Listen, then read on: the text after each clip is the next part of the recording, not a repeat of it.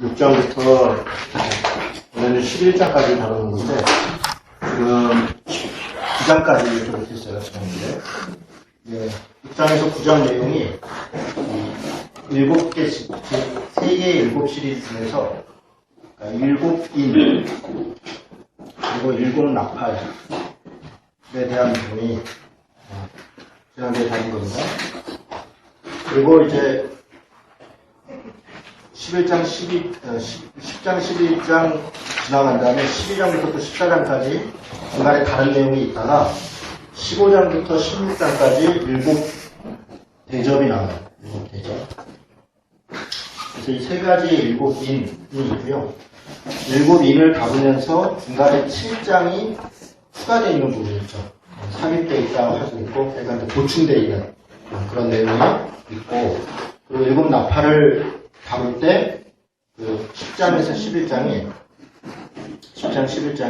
그렇게 또, 7인이 뭐, 첫째 인, 둘째 인 쭉 나가다가, 7째 인, 플러스 7인을 띄기 전에 7장이 들어가 있고, 7나팔을 불기 전에 10장, 11장이 이렇게 들어가 있는 거죠.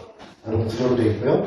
그리고 나서 12장, 14장이, 중간에 또 추가되어 있고, 그리고 15장부터 16장까지 7대접, 이런 구조로 되어 있습니다. 근데 7인과 7나팔은 전체적으로 4 플러스 1 플러스 1 플러스 1 사이에 중간에 추가, 이런 구조로 되어 있다고 말씀드렸습니다. 그래서 그 4는 자연계에 대한, 7대접도 마찬가지인데, 자연계에 대한 심판, 내용이, 대상이, 그렇게, 물론 그 자연계에 대한 심판이 결국 뭐 자연만 훼손되는 게 아니라 사람에 영향을 미치는 거죠.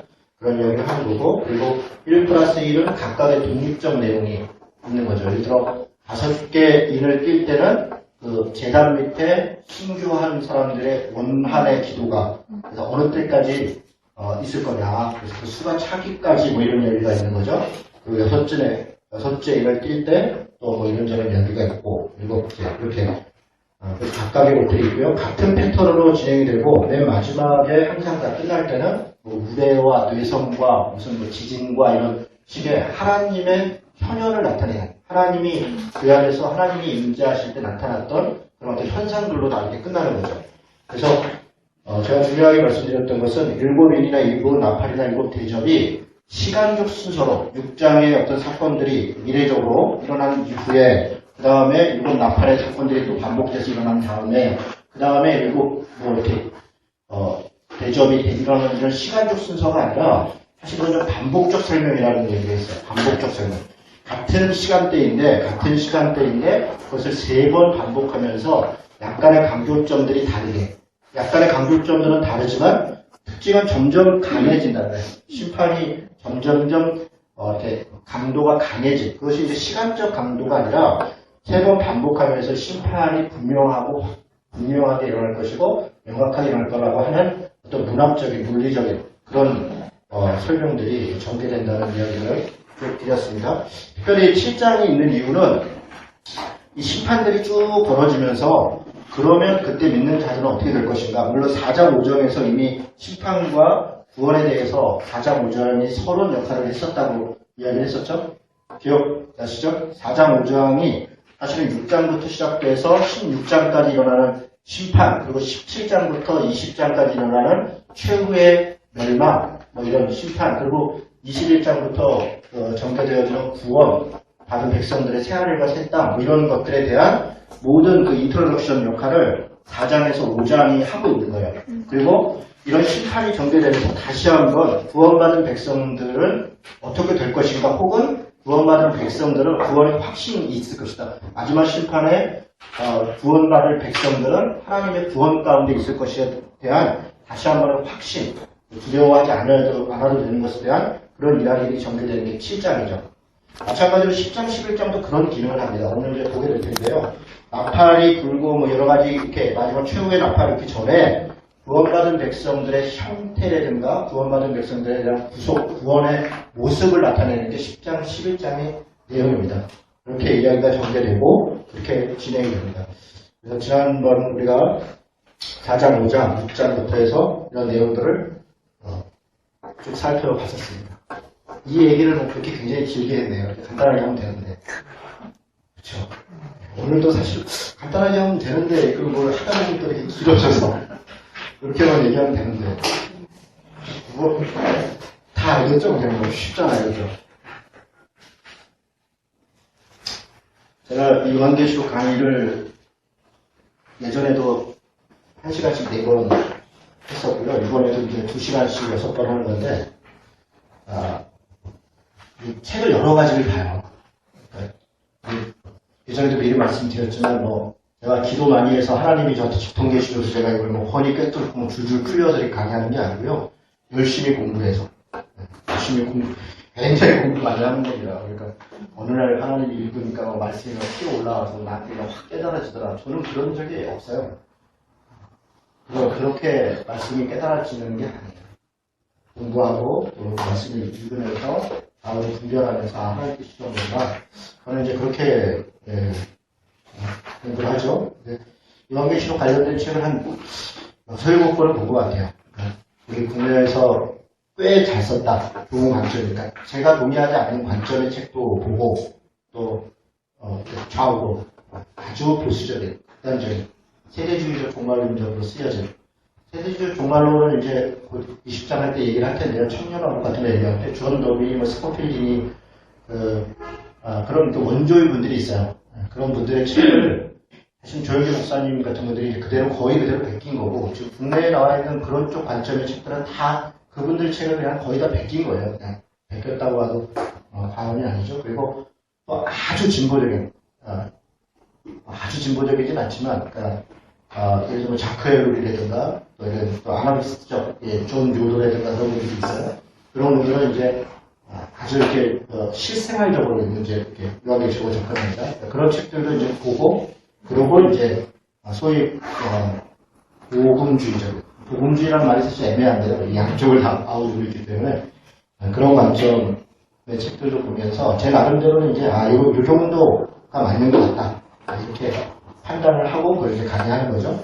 예전에 처음 강의할 때는 저는 그 천년설로 얘기하는 역사적 전천년설이 맞다고 확신하고 있었어요. 그렇게 생각을 했습니다. 우리나라에서 그 박형룡 박사라든가 우리나라에 처음에 신학을 소개했던 분들이 대개 다 역사적 전천년설입니다.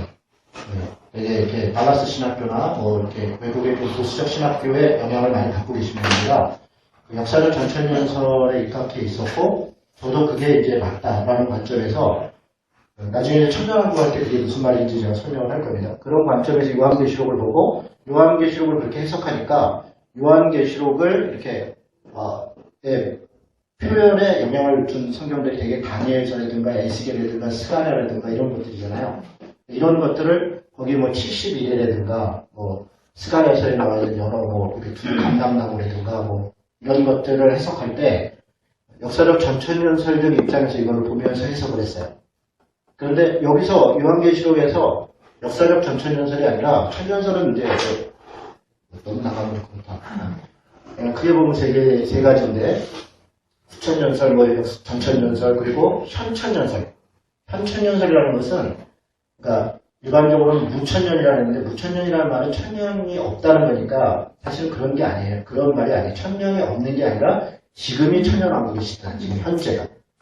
예수님의 초림부터 재림까지가 천년왕국 시대다라고 부르는 게 현천년설이라는 겁니다. 그래서 무천년설인데 그런 관점 이렇게 한 세 가지 정도가 있는데 역사적 전천년설은 이제 역사적 전천년설이라는 게 있고 세대주의적 전천년설이라는 게 있는 거예요. 세대주의적 전천년설이라는 것은 아예 우리가 이단으로 정말 인정하지 않습니다. 근데 안타깝게도 우리나라 교회의 대부분이 세대주의적 전천년설입니다. 세대주의적 전천년설. 그런데 역사적 전천년설이라고 이야기를 하는 거죠. 근데 이 경계가 역사적 전천년설을 계속 하다 보면 세대주의적으로 넘어가지 않을 수가 없어요. 왜냐면 어떤 부분은 그렇게 해석하고 어떤 부분은 그렇게 안 해석할 수가 없고 일관성이 상실되니까요. 점점점 가다 보면 세대주의적으로 가게 됩니다. 그래서 그런저런 걸 보면서 저는 지금 제가 강의하고 있는 관점은 현천년설이라는 거예요. 소위 무천년 현천년설. 지금 시대가 천년왕국 시대이다. 그래서 아까 그 인을 뗀다던가 나팔을 한다던가 이 기간을 초림에서부터 재림까지의 기간이라는 거예요. 역사적 전천연설이나 후천연설 그렇게 보지 않습니다. 그 기간을 마지막 7년 동안의 기간으로 보는 거예요. 네. 그래서 이해가 되십니까? 그러니까 마지막 7년까지 혹은 뭐 4개까지는 요 앞이고 적어도 최하 3개 마지막 나팔 불 때는 이 정도로 보는 거예요. 그런 게 이제 관점인데 이 전체 이 기간 아니다. 초림에서 재림까지의 기간이 인을 떼거나 나팔을 불거나 혹은 대접을 쏘거나 하는 기간이 이 기간이다라고 것을 저는 그 바탕에서 말씀드리고 이야기를 하고 있는 겁니다. 그래서 그런 정도로 제가 이렇게 관점이 바뀐 거예요. 관점이 바뀌어서 그래서 이번에 고생을 하고 있어요. 옛날에 이렇게 이 선입견이 무서운 게 처음 공부할 때 확신을 갖고 더군다나 그냥 공부하고 나만 한 게 아니라 제가 이걸 가지고 강의하고 있거든요. 금요기도회 때 예인교에서 전임할 때 아주 확신 있게 제가 또 이게 우리 목사들이 이게 세잖아요. 쉬게 하면 다 금달고 그냥 아멘하고 막 그러고 막 얘기를 했는데 그걸 제 스스로 바꾸려니까 저도 굉장히 어렵고 여러 가지 또 그래서 이번에 강의하고 진행하는 게 어렵습니다. 그래서 이런 얘기를 말씀을 드리는 것은 제가 지금 여러분에게 말씀드린 이게 다 100% 옳은가 그렇지 않을 수 있어요. 그래서 말씀을 듣고 그러한가 하여 날마다 상고하느니라 생각해 보느니라. 결국은 말씀에 대한 해석에 대한 최종적 책임 혹은 권한은 스스로에게 있는 거예요. 그게 우리 개신교와 가톨릭의 차이이고 개신교의 훌륭한 점이죠. 스스로 해석하고 그것이 자신의 믿음으로 자기의 삶의 행동으로 나타나도록 하는 것이죠. 그러니까 목사가 그렇게 뭐 책 읽어야 것도 있고 뭐 저렇게 공부하고도 저렇게 얘기하는데 내가 그걸 어떻게 비판하나 어떻게 판단하나 조금 지나면 다 하게 됩니다. 사실 이게 뭐 대단히 많이 공부를 해야 성경을 이해하는 게 아닙니다. 그러니까 성경은 사실 쉬운 책인데 우리가 너무 어렵게 접근하니까 그래요. 제가 볼 때 한 3, 4년 정도만 이렇게 공부하고 보면 누구라도 다 성경을 해석할 수 있어요. 단지 이제 말빨의 차이이고 글빨의 차이이고 약간의 깊이의 차이가 좀 있을 수는 있겠어요. 자기가 옳다 생각하는 것을 설명하는 것에 대한 논증이나 이런 것들에 그런 차이가 있을 수 있으나 그러나 분명히 해석할 수 있습니다.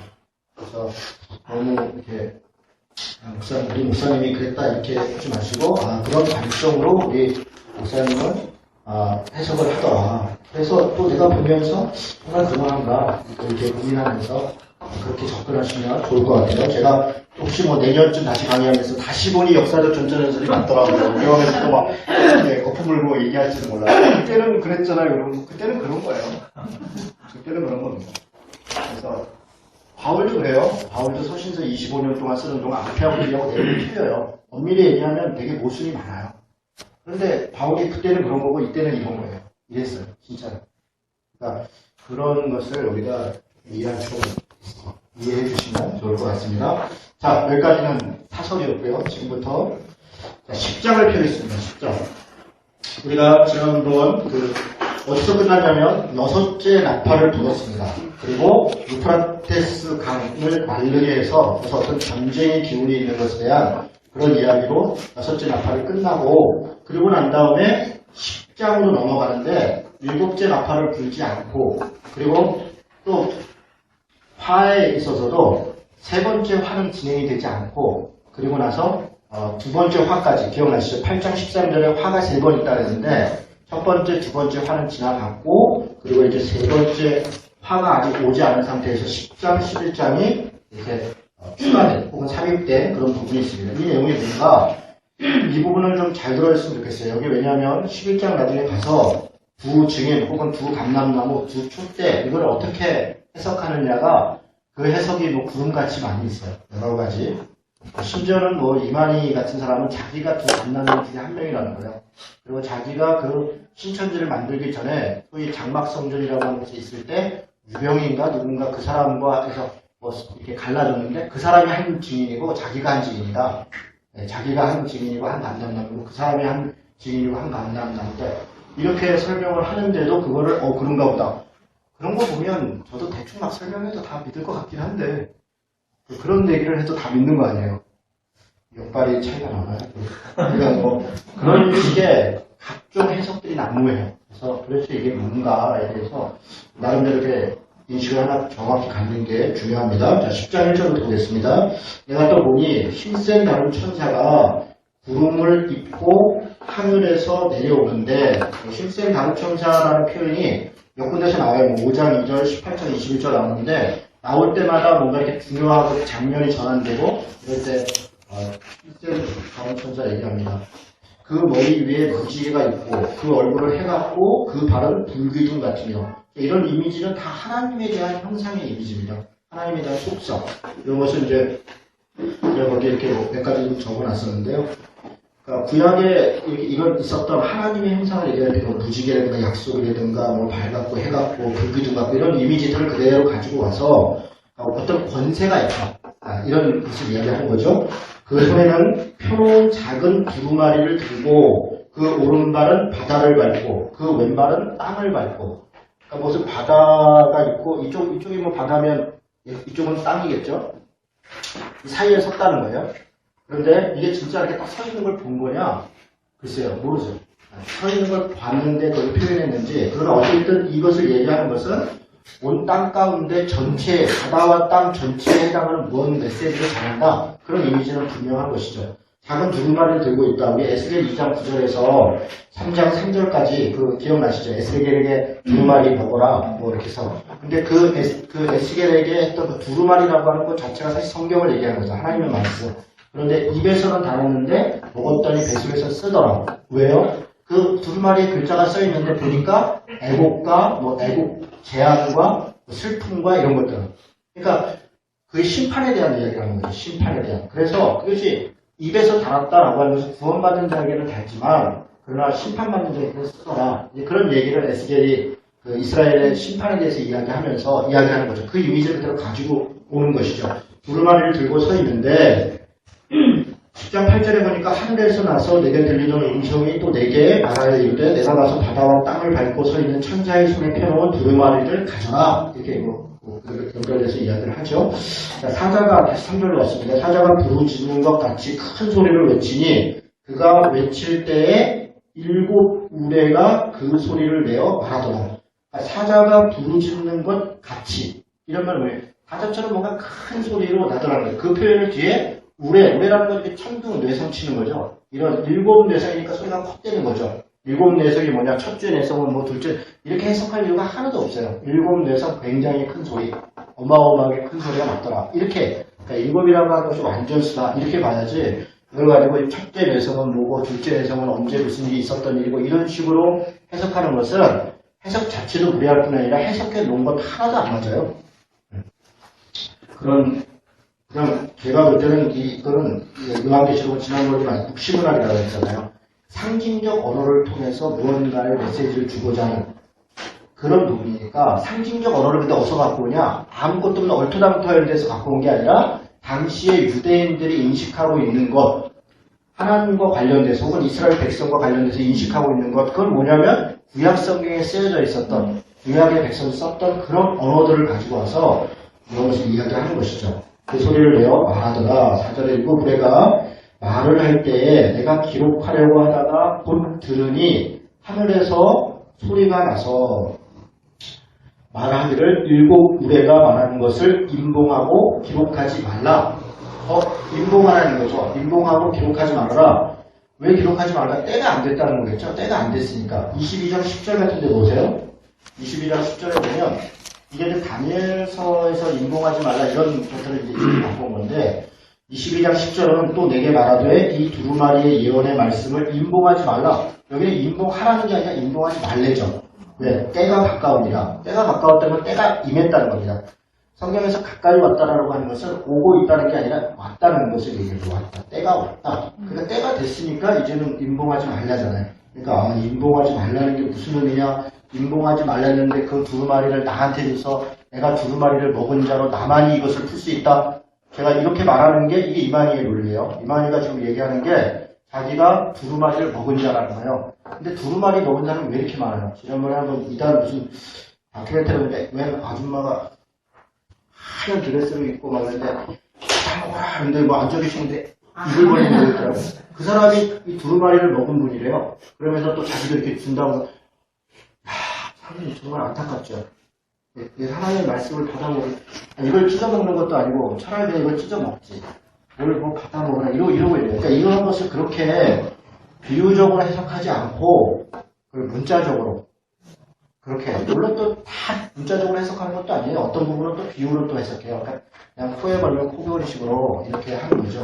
인봉하지 말아라. 그래서 누구 특별한 사람한테 하는 게 아니라 인을 떼는 자가 누구냐? 어린 사자. 우리 이미 예수 그리스도께서 뗄 것이다 했고 떼고 있잖아요. 그래서 지금 아직 때가 안 된 거잖아요. 6나팔밖에 안 죽었으니까. 그런 이야기들을 그렇게 그냥 자연스럽게 인식하시는 게 좋을 것 같습니다. 자, 5절 내가 본 바 바다와 땅을 밟고 서 있는 천사가 하늘을 향하여 오른손을 들고 세세토록 살아계신 이 곧 하늘과 그 가운데 있는 물건이며 땅과 그 가운데 있는 물건이며 바다와 그 가운데 있는 물건을 창조하신. 이게 무슨 얘기겠어요? 땅과 하늘과 바다, 우주 만물을 창조하신. 이렇게 되겠죠? 이건 뭐 어떤 물건이가 찾으러 다닐 필요 하나도 없습니다. 그 가운데 있는 물건을 창조하신 이를 가르쳐 맹세하여 이르기를, 그러니까 하나님의 이름으로 맹세해 이르기를 지체하지 않을 것이다. 그러니까 마지막 때 심판이 지체되지 않을 것이다. 이렇게 이야기하는 거죠. 그렇죠? 일곱째 천사가 소리내는 날 그의 나팔을 불려고 할 때에 하나님이 그의 종 선지자들에게 전하신 복음과 같이 하나님의 그 비밀이 이루어지다. 우리 비밀만 나오면 막 머리 아픈 거죠. 야, 비밀이래 이렇게 되는 거죠. 여러분 그 다니엘서 12장 7절 한번 보시죠. 오늘 다니엘서를 몇 번 볼 텐데요. 다니엘서 12장 같은 데는 그냥 이렇게 아예 적어놓던가 오늘 이렇게 해보세요. 다니엘서 12장 7절 5장, 6장, 7절을 우리가 읽었는데 12장 7절 딱 읽어보면 어디서 많이 본 것 같은 느낌이 들 거예요. 자, 12장 7절에 보면 이렇게 되어 있습니다. 내가 들은즉 그 세마포 옷을 입고 강물 위쪽에 있는 자가 자기의 좌우손을 들어 하늘을 향하여 영원히 살아계시는 이를 가르쳐 맹세하여. 비슷하죠? 하늘을 손 들고 뭐 하나님의 이름으로 맹세하여 살아계시는 이를 가르쳐 맹세하여 이르되 반드시 한때 두때 반때를 지나서 성도의 권세가 다 깨지기까지이니 그렇게 되면 이 모든 일이 다 끝날 것이다. 지금 다니엘이 뭔가를 받고 그것을 임봉하라고 했는데 그게 언제 될 것이냐? 한때 두때 반때가 지나면 그게 이루어질 때가 올 것이다. 한때 두때 반때로 좀 전에 얘기하고 지난번에 얘기했지만 초림에서 재림까지의 기간입니다. 그 기간 동안에 이루어질 것이다. 지금 그런 이미지를 이야기합니다. 다시 계시록으로 돌아와서 일곱 천사가 얘기한 그의 나팔을 불려고 할 때 하나님이 그의 종선지에 전하신 복음과 같이 하나님의 그 비밀이 이루어질 때, 이때 비밀이 뭐냐? 이거 사실은 다니엘서 2장의 이미지를 가지고 있는 겁니다. 제가 이걸 읽지는 않겠습니다. 자, 여러분 다니엘서 2장에 느부갓네살이 어떤 신상을 봤다는 거예요. 금신상이죠. 머리는 금이고 뭐 은이고 뭐 동이고 뭐 철이고 그렇게 되어 있는. 그런데 뭐 기타 등등 해서 마지막에 뜨인 돌 하나가 와서 다리를 쳤는데 이게 뭐 산산이 조각이 나고 이런저런 얘기가 있잖아요. 그게 뭐 어떤 나라고 마지막에 이렇게 해서 하나님 나라가 임할 것이다. 다니엘이 이렇게 해석을 하잖아요. 그게 예수 그리스도의 임하심. 그래서 완전히 하나님 나라가 임하심. 그것이 하나님의 나라가 도래할 것이다. 라고 하는 게 그 비밀의 내용이잖아요. 그 얘기를 하는 겁니다. 그래서 10장에서 하나님의 비밀이 이루어질 것이다 하는 것은 하나님 나라가 임할 것이다. 그건 초림에서 재림까지 하나님 나라가 임하심, 이 땅에 임하심, 그리고 완전히 임하심, 그것이 이루어질 것이다. 일곱째 나팔이면 마지막 심판이 있을 것이고 영원한 하나님 나라가 임하심을 이야기하는 거겠죠. 8절로 가겠습니다. 하늘에서 나서 내게 들리던 음성이 또 내게 말하여 이르되 내가 가서 바다와 땅을 밟고 서 있는 천사의 손에 펴놓은 두루마리를 가져라. 내가 천사에게 나아가 작은 두루마리를 달라 한즉 천사가 이르되 갖다 먹어버리라. 내 배에는 쓰나 내 입에는 꿀같이 달리라. 지금 에스겔에서 했던 이야기를 그대로 하는 것이죠. 내가 천사의 손에서 작은 두루마리를 갖다 먹어버리니 내 입에는 꿀같이 달아 먹은 후에 내 배에서는 쓰게 되리라. 하나님의 구원과 심판이 이루어질 것이다. 이런 얘기를 하고 싶은 거겠죠. 그가 내게 말하기를 내가 많은 백성과 나라와 방언과 임금에게 다시 예언하리라. 이 예언은 또 뭔 예언이냐? 아직 일곱째 나팔 안 끝났고 11장에도 말하고 있고 앞으로 또 할 말도 남았다는 얘기구나. 그렇게 보면 됩니다. 이 예언이 무슨 특별한 예언인가 보다. 그렇게 해서 이 예언은 뭐냐 이걸 또 추산할 필요가 하나도 없습니다. 됐죠? 네. 쉽죠 사실. 제가 하는 게 별로가 없잖아요. 그냥 쭉 읽고 그냥 국어하는 거죠. 뭐 그냥 그렇다고. 여러분 이렇게 쉽게 생각하셔야 됩니다. 여러분의 이건 뭐든 쉽게 생각하고 쉽게 읽어야지 너무 복잡하게 됩니다. 11장으로 가겠습니다. 11장은 조금 생각해 볼 내용들이 있어요. 자, 또 내게 지팡이 같은 갈대를 주며 말하기를, 갈대가 뭐냐, 지팡이 같은 갈대는 자를 줬다는 거예요. 자. 스가랴서도 보면은 작대, 성전을 측량할 때 자에 대한, 측량자에 대한 환상이 있거든요. 스가랴에서 그 얘기를 하는 겁니다. 그러니까 성전을 측량할 때 갈대 가지고 그게 아니라 갈대가 자 역할을 하는 겁니다. 그래서 자를 줬다. 왜 줬냐? 측량하라고 준 거죠. 말할 얘기를 하나님의 성전과 제단과 그 안에서 경배하는 자들을 측량하라. 지금 이게 두 가지로 되어 있어요. 1절하고 2절이 좀 다른데 1절은 무엇을 측량하라 이랬고 2절은 성전방 마당은 측량하지 말라 이렇게 되어 있습니다. 측량하는 것과 측량하지 않는 게 무엇인가 이거를 이해할 필요가 있습니다. 먼저는 성전에 대한 것을 좀 이야기를 하겠습니다. 여러분 에스겔서 40장에서 48장 그 마지막 때의 어떤 성전 회복됨에 대한 환상이잖아요. 거기 외에도 뭐 여러 군데 성전에 대한 것이 있는데 성전이 뭐냐 지금 시대 우리 신약 시대 혹은 지금 우리 시대 요한복음 2장 19절에서 22절은 예수 그리스도가 성전이라고 얘기하잖아요. 그죠? 그리고 고린도후서 3장 19절이라든가 6장 19절, 3장 16절이라든가 고린도후서 6장 19절에 있는 곳에서는 우리가 성전이라고 하잖아요. 하나님을 믿는 백성들이. 그리고 베드로전서 2장 9절에도 너희가 왕같은 제사장이고 하나님의 백성이고 그의 나라다 이렇게 얘기하잖아요. 예수 그리스도가 성전이고 그를 따르는 우리들이 성전인 거죠. 그러니까 이 성전을 측량을 하는 것은 하나님을 믿는 백성들을 측량하는 거죠. 하나님의 백성들을 측량해요. 왜 측량합니까? 보호하려고 측량하는 거죠. 측량하는 것은 그 안에 들어가는 것을 보호하겠다는 의미입니다. 그리고 성전 바깥마당은 측량하지 말라. 측량하지 않으면 하나님의 보호하심이 없다는 것은 고난과 환난 가운데 있다는 것이죠. 그래서 지금 그 얘기를 하는 겁니다. 그래서 그냥 보라. 이것을 이방인에게 주었으므로 이때 이방인은 이스라엘 윗사람 그런 얘기가 아니라 교회의 윗사람 혹은 믿는 백성이 아닌 하나님의 백성이 아닌 사람 이렇게 이야기하는 것이죠. 그들이 거룩한 성을 42달 동안 짓밟으리라. 42달이 한때 두때 반때죠. 여러분 42달에 대해서 거기 제가 써놨나요? 써놨군요. 11장 3절은 1260일이라고 하고 12장 6절은 1260일, 1260일이라고 하고 12장 14절은 한때 두때 반때라고 하고 13장 5절은 다시 42달이라고 하고 그런데 이게 다 다니엘서 12장 7절에 한때 두때 반때와 같이 연결되어 있는 건데요. 한때가 1년이에요. 1년. 두때 2년이죠. 그리고 반때 6개월이겠죠. 그러면 합치면 얼마예요? 3년 6개월이죠? 3년 6개월. 3년 6개월을 달로 하면 이게 42달입니다. 그리고 이 30일로, 한 달을 30일로 잡고 42달 곱하면 이게 1260일이에요. 다 같은 말이에요. 같은 말. 같은 말을 다르게 표현한 거죠. 그러니까 어떤 일정한 기간, 3년 6개월이, 근데 3년 6개월이라고 하는 기간이 7년의 반이잖아요. 그러니까 완전하지 않은 어떤 이루어지지 않은 기간이잖아요. 그래서 이게 그러면 이 땅에서 어떤 마지막 남는 기간이나 그런 의미가 아닙니다. 3년 6개월에 하나님이 초림해서 예수님이 재림할 때 있가지고 그 이후에 우리한테 삶이 있으니까 이게 어떤 영원한 우리에게 주어진 어떤 때를 이야기하고 그리고 또 한 때, 다른 때가 있는 것이죠. 그래서 이 기간과 이 기간. 그래서 3년 6개월은 주님이 초림하시고 재림하셨다. 구약에서 입장에서 보면 종말의 기간. 종말의 때, 말세의 때, 그 기간이 3년 6개월입니다. 지금 측량하지 않았다. 이방에서는 40달 동안 측량하지 않았다면 고난과 고통이 예수를 믿는 사람들은 이 기간 동안에 보호를 받는 거예요. 하나님이 우리를 보호하시고 인도하시다. 그럼 우리한테 환난도 없고 고난도 없다. 그런 얘기가 아닙니다. 우리가 환난도 있고 고난도 있죠. 그러나 궁극적으로 우리가 승리한다는 거죠. 하나님의 측량 가운데 있고 우리를 보호하신다는 거죠. 그리고 이 세상에서 사단이 자신을 따르는 자들을 사단이 자신을 따르는 자들을 보호하는 게 아니라 그들을 핍박합니다. 그들을 핍박하고 그들의 고난과 하나님이 그걸 허용하고 있는 거죠. 사단이라고 하는 것이 이 땅 가운데 고난과 고통을 주고 있는데 그 가운데 하나님의 백성들을 하나님이 품으시고 보호하신다라고 하는 이야기를 하고 싶은 게 이 내용입니다.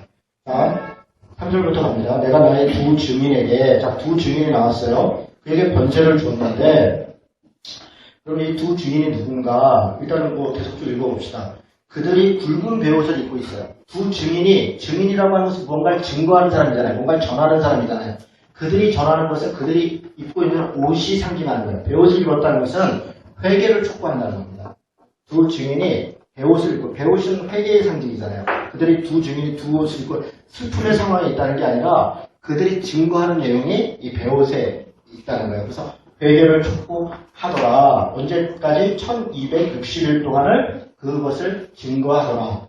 그러니까 이 초림에서 재림 때까지 두 증인이 회개를 촉구하더라. 그런데 이들은 누구냐면 이 땅에 주 앞에 서 있는 두 감람나무이고 두 촛대이다. 자, 이것이 두 감람나무와 두 촛대가 그럼 네 개라는 거냐? 그런 게 아닙니다. 두 감람나무 곧 두 촛대이다. 이런 얘기예요. 같은 것이라고요. 두 중에 두 감람나무, 두 촛대가 다 같은 것이에요. 두 감람나무는 어디에 나오냐? 여러분 스가랴서 4장 3절 14절 이렇게 보면 찾아보진 않겠습니다. 여러분이 뒤에 보시고요. 자, 어떤 내용이 있습니까? 두 감람나무가 하나님 앞에 서 있어요. 그런데 그리고 사탄은 참소를 해요. 두 감람나무를. 그런데 그 두 감람나무가 누구예요? 나중에 뭐 여차저차해서 보니까 여호수아와 스룹바벨이더라. 그게 스가랴 7장, 스가랴 4장에서 설명하는 거예요. 앞에부터 두 감람나무가 이제 나중에 여차저차해서 보니까 뭐 벌거벗어 있는데 뭐 옷도 입히고 뭐 이렇게 저렇게 사단의 참소가 있고 뭐 이런데 나중에 그 여호수아와 스룹바벨이 자신들의 직분을 똑바로 감당하지 않으니까 사단이 그 틈을 타서 하나님께 참소하는 거죠. 그런데 하나님께서 이들이 비록 자기 일을 똑바로 하지 않았으나 그러나 내가 내 백성되니까 내가 옷을 갈아입혀서 더러운 옷을 갈아입혀서 하나님이 사용하신다. 그러니 걱정하지 마라. 이런 얘기를 하는 게 스가랴서의 내용이거든요. 두 감람나무를 여호수아, 가나안 땅 정복한 여호수아가 아닙니다. 그 바벨론에서 돌아왔을 때 제사장했던 여호수아이고 스룹바벨, 이 사람은 충독을 했던 스룹바벨입니다. 여호수아는 제사장을 상징하죠. 그리고 스룹바벨은 총독인데 이 사람이 왕의 족속입니다. 왕 같은 제사장이고 왕의 총독이고 주님의 나라. 그래서 왕 같은 제사장이고 하나님의 백성이고 이런 것들을 이야기하는 거예요. 거룩한 나라이고. 그래서 이 두 감람나무라고 얘기하는 것은 구약에서 여호수아와 스룹바벨은 곧 하나님의 백성을 대표하는 것이고 하나님의 백성을 상징하는 것입니다. 두 증인이 바로 그런 존재라는 것이죠. 하나님의 왕 같은 제사장, 거룩한 나라의 하나님의 백성들이다. 그들이 두 촛대다. 촛대라고 하는 것은 1장에서 촛대를 교회다 이렇게 얘기했잖아요. 하나님의 교회다. 그래서 하나님의 교회인 하나님이 붙잡고 있는 그것이라는 것을 분명히 이야기하고 있는 거예요. 같은 맥락에 있지요. 그러니까 다시 정리하면 두 증인은 두 감람나무고 두 감람나무는 두 촛대고 그 두 촛대는 하나님의 백성들 즉 교회를 이야기하는 것이고 이 땅에서부터 교회가 베옷을 입고 있다는 것은 이 땅에서 교회가 전하는 것은 사실 외계의 복음을 전하는 거예요. 외계를 촉구하는 것이고 여러분 우리가 예수 믿는다는 것은요 사실은 자신이 죄인이라는 것을 자각하는 것이에요. 그러니까 우리가 십자가를 믿는다고 하잖아요. 예수를 믿는다고 십자가를 믿는다. 십자가를 믿는다는 게 뭡니까? 예수 그리스도께서 나의 죄를 위해서 나 대신 죽으셨다. 이게 십자가를 믿는 거예요. 내가 예수를 믿고 십자가를 믿는다는 것은 내 죄를 인정하는 겁니다. 내 죄를 인정하지 않고 내가 죄인이라는 것을 인정하지 않는 사람은 예수를 믿는다고 얘기해봐야 이렇게 믿음이 안 돼요. 십자가는 내 죄를 위해서 죽으셨는데 뭘 믿는다는 거예요? 도대체 예수님이 무슨 영광을 믿는다 이게 말이 안 되는 거예요. 예수를 믿는다는 것은 내가 죄인이라는 것을 그것을 자각하는 것이고 그것을 통해서 결국은 하나님을 믿는다는 것입니다. 예수를 믿는다는 것. 그래서 우리가 복음을 전하는 것은 사실은 죄인 된 것 그리고 회개의 존재인 것 하나님만을 의지해야 되는 존재인 것을 우리 스스로 자각하도록 하고 하나님께 돌아가도록 하는 것 그게 복음입니다. 그런 얘기를 하는 것이죠.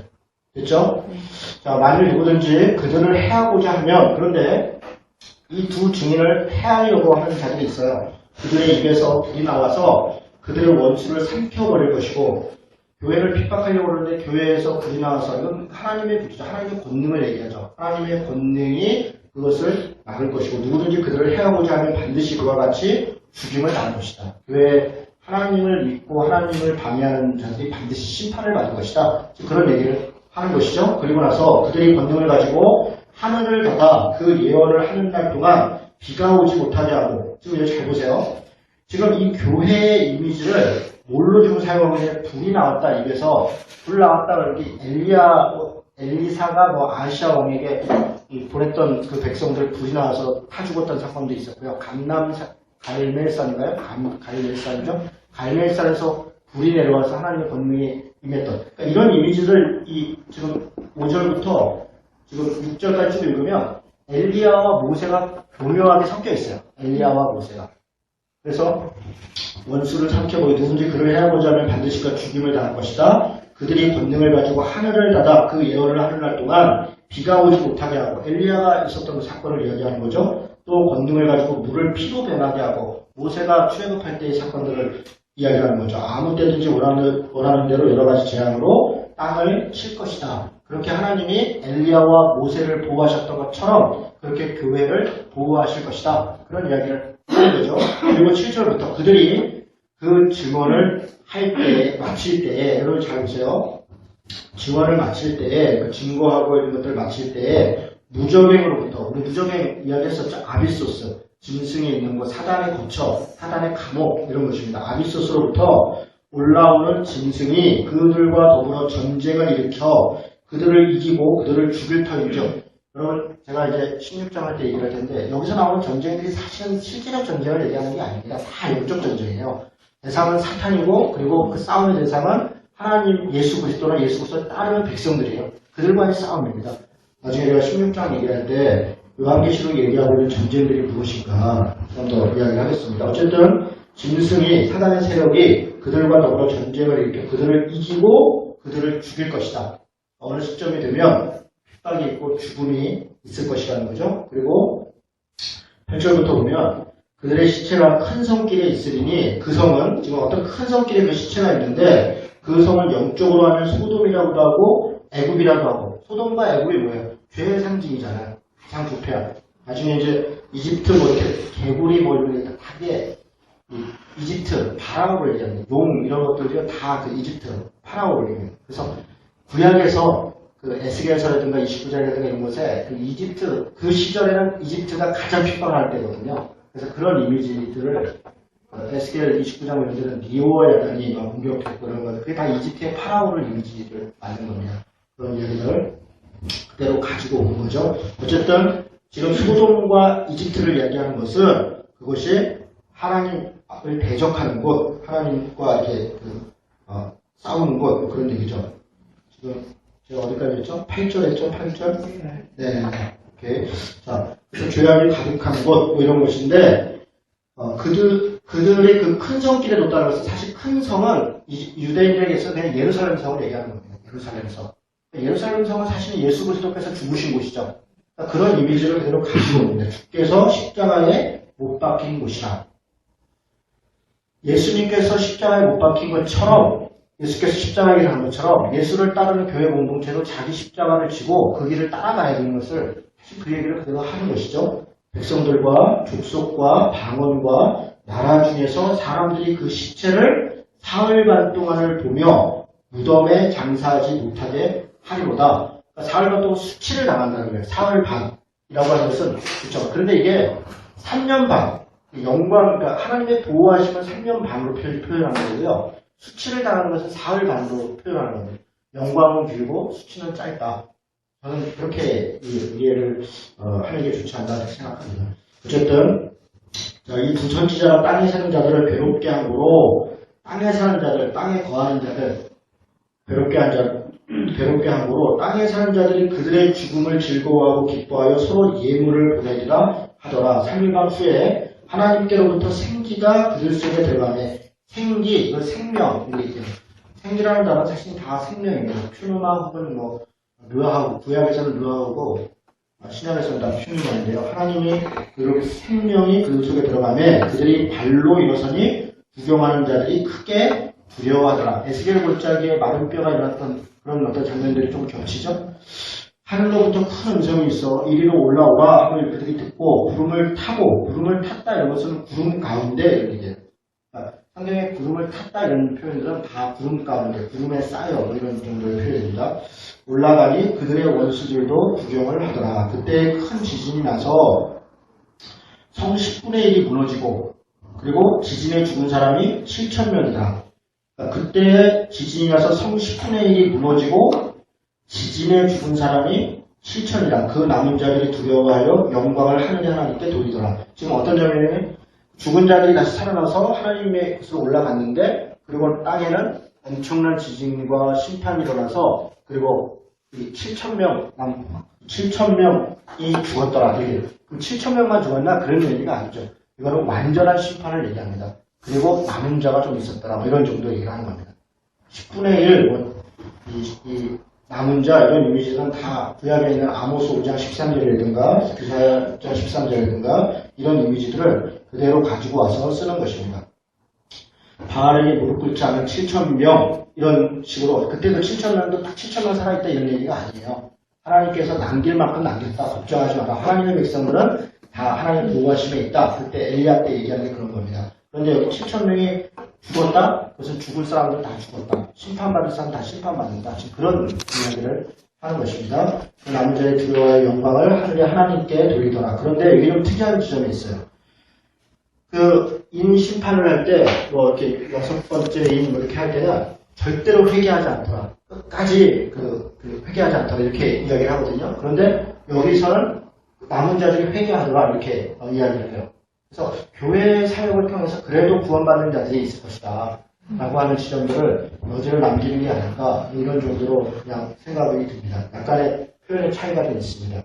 자, 그래서 둘째 화는 지나갔으니 보라 셋째 화가 속히 오리다. 여기까지가 둘째 화가 지났다는 거죠. 지금 이제 6번째 나팔이 불고 거기까지가 둘째 화가 지나간 것이다. 이렇게 지금 이야기를 하는 것이죠. 그리고 이제 셋째 화에 대해서 이야기를 합니다. 셋째 화는 7째 나팔을 부는 얘기죠. 자, 15절부터 이야기를 하겠습니다. 15절, 7째 나팔. 7째 나팔, 천사가 나팔을 부르되 하늘에 큰 음성들이 나서 있는데 7째 나팔을 불었는데 그리고 바로 이야기가 뭐냐면 세상 나라가 우리 주와 그의 그리스도의 나라가 되어 그가 세세토록 왕노릇 하시리로다. 이런 표현이 5장에도 있었고요. 뭐 앞으로도 여러 번 나오는데 7장에도 있었고 5장에도 있었고 7장에도 있었고 다 이런 표현은 뭐냐면 완전한 심판이 이루어졌을 때 궁극적 상태를 나타내죠. 그것은 뭡니까? 이 땅에 완전한 하나님 나라가 임할 것이다. 그리고 하나님 나라가 궁극적으로 완전히 승리할 것이다. 라고 하는 것을 이야기하는 게 이런 식의 표현입니다. 7째 나팔이 불면 완전한 심판이 이루어지고 완전한 구원이 이루어지고 그리고 궁극적으로 하나님의 승리가 완성될 것이다. 이런 얘기죠. 하나님 앞에서 자기 보좌에 앉아있던 24장로가 엎드려 얼굴을 땅에 대고 하나님께 경배하여 이르되 감사하오나니 옛적에도 계셨고 지금도 계신 주 하나님 곧 전능하신 이 표현들이 되게 독특한 표현이에요. 근데 어떤 표현이 옛적에도 계시고 지금도 계시고 앞에는 뭐라고 얘기하냐면 이전과 1장에서부터 장차 오실 이 이런 표현이 있어요. 그러니까 이게 옛적에 계셨고 지금도 계시고 장차 오실 이 이렇게 있는데 여기는 장차 오실 이가 빠져 있어요. 나중에 7대접의 마지막에 이런 표현이 빠집니다. 왜 빠졌을까요? 장차 오실 필요가 없으니까 이미 오셨으니까 이 시점은 마지막 심판이 이루어진 시점이니까 장차 오실 이가 빠져 있는 겁니다. 이해가 되십니까? 이런 게 표현상에서 그런 의미들을 이야기하는 거죠. 주 하나님 곧 전능하신 이여 친히 권능을 잡으시고 왕노릇 하시리로다.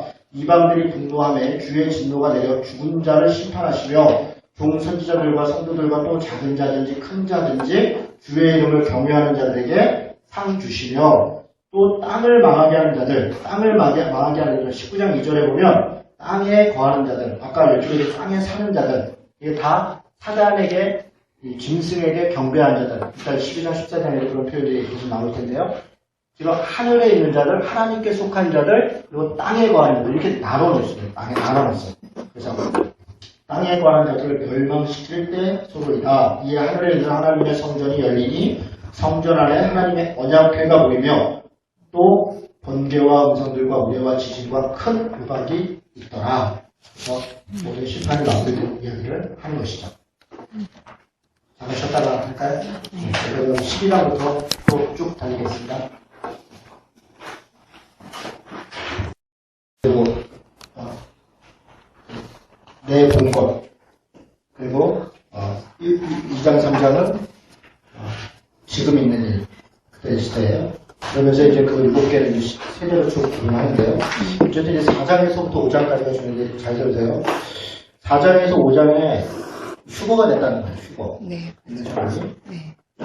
그리고 여기는 이제 1장부터는 쭉 16장까지 심판이잖아요. 심판.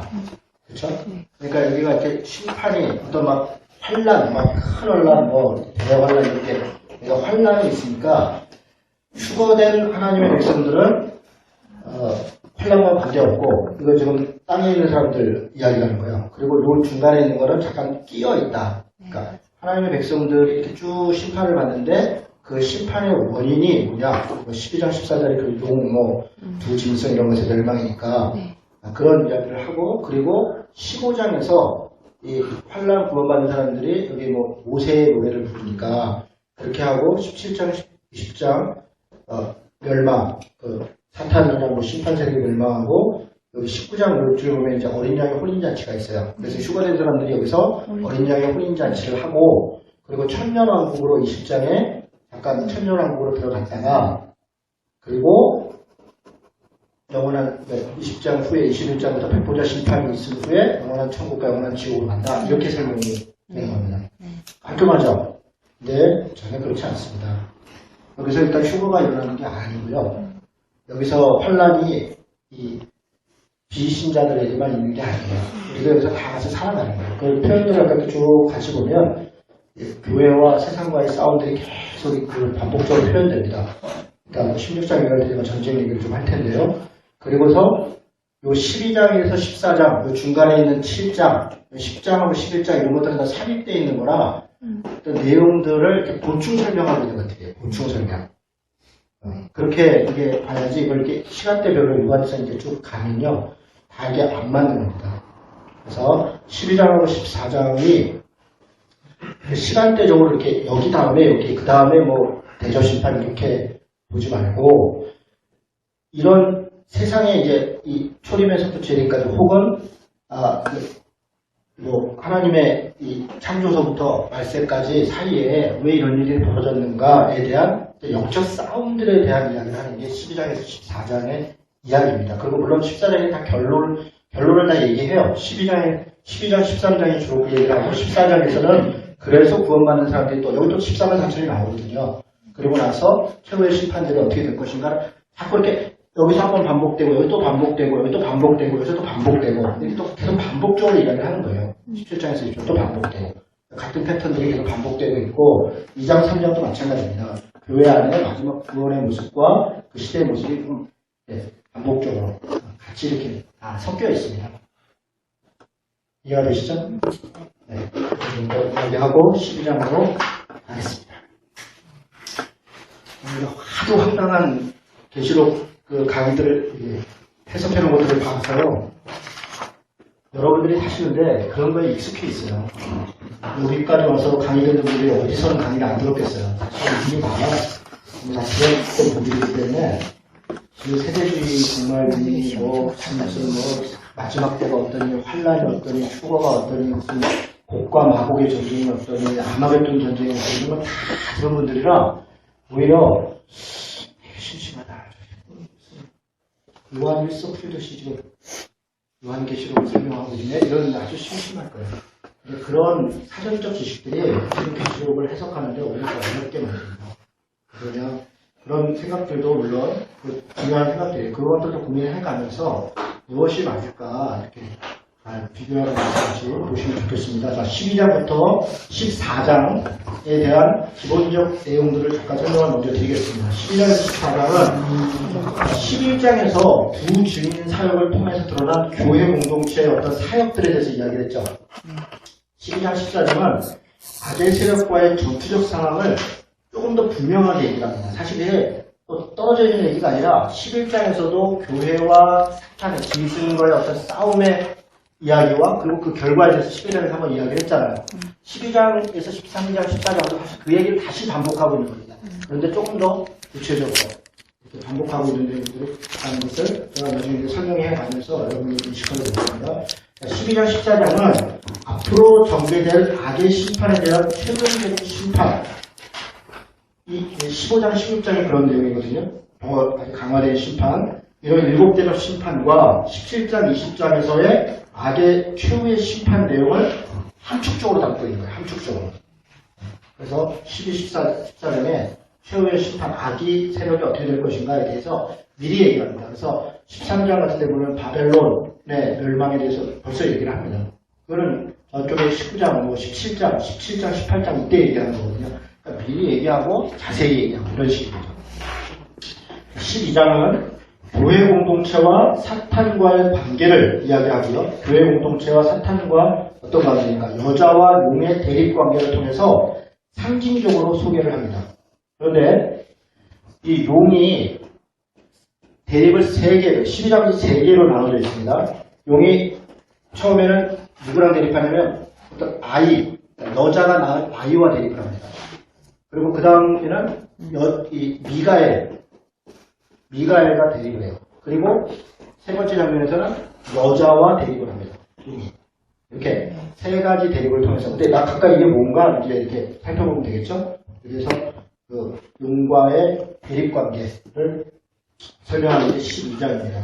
13장은 적대적 세력으로 용과 동역하는 동역 관계에 있는 두 짐승을 소개해요. 13장에는 두 짐승 얘기가 나옵니다. 그런데 그 두 짐승이 뭔가 사실 용의 하수인이죠. 용이 그들에게 권세를 줬다 이렇게 표현되고 있는데 그 두 짐승이 뭔가 그럼 이 두 짐승은 두 증인하고는 다른 겁니다. 그렇죠? 두 증인은 하고 두 짐승하고는 다른 개념이죠. 자, 14장은 적대적 세력으로부터 승리하여 하늘에 앉아있는 14만 4천. 이게 1장에서 5절까지인데, 그런 승리한 모습과, 그리고 6절부터는, 그리고 심판의 모습이에요. 심판이 어떻게 이루어지고, 실제 어떻게 실행되는가, 얘기가 14장 6절부터 20절까지, 내용입니다. 그러니까 12장부터 14장까지 그렇게 구조로 되어 있어요. 그렇게 보면, 아까도 말씀드렸지만 4장, 5장에서의 내용이 반복이고, 6장서부터 진행됐던 내용들이 또 반복되는 것이고 7장이나 10장, 11장 내용이 또 좀 반복되고 같은 내용이 사실은 반복되고 있는 내용입니다. 자, 12장 들어가겠습니다. 1절부터 봅니다. 하늘에 큰 이적이 보이니 이적, 이게 여러분 이적이라는 단어가 그 복음서에 각각 다르게 나옵니다. 그러니까 본관복음서에서는 이적, 기적을 두나미스라는 표현을 써요. 능력, 이런 어떤 기적, 이적 이렇게 나와요. 요한복음은 세메이온이라는 단어가 있어요. 그건 표적, 사인이에요.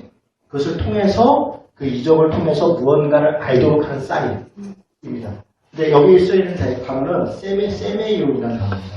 그러니까 이런 이적을 통해서 이적을 얘기하는 이유는 그런 뭐 해를 보는 달이 있고 무슨 별이 있는 이걸 통해서 다른 걸 이야기하고 싶다 이런 얘기를 하는 게 세메이온이라는 단어입니다. 이적이 보이는데 해를 옷 입은 한 여자가 있고 그 발 아래에는 달이 있고 그 머리에는 12별의 관을 썼더라. 이게 뭘까? 창세기로 보겠습니다. 37장 9절. 창세기 37장 9절.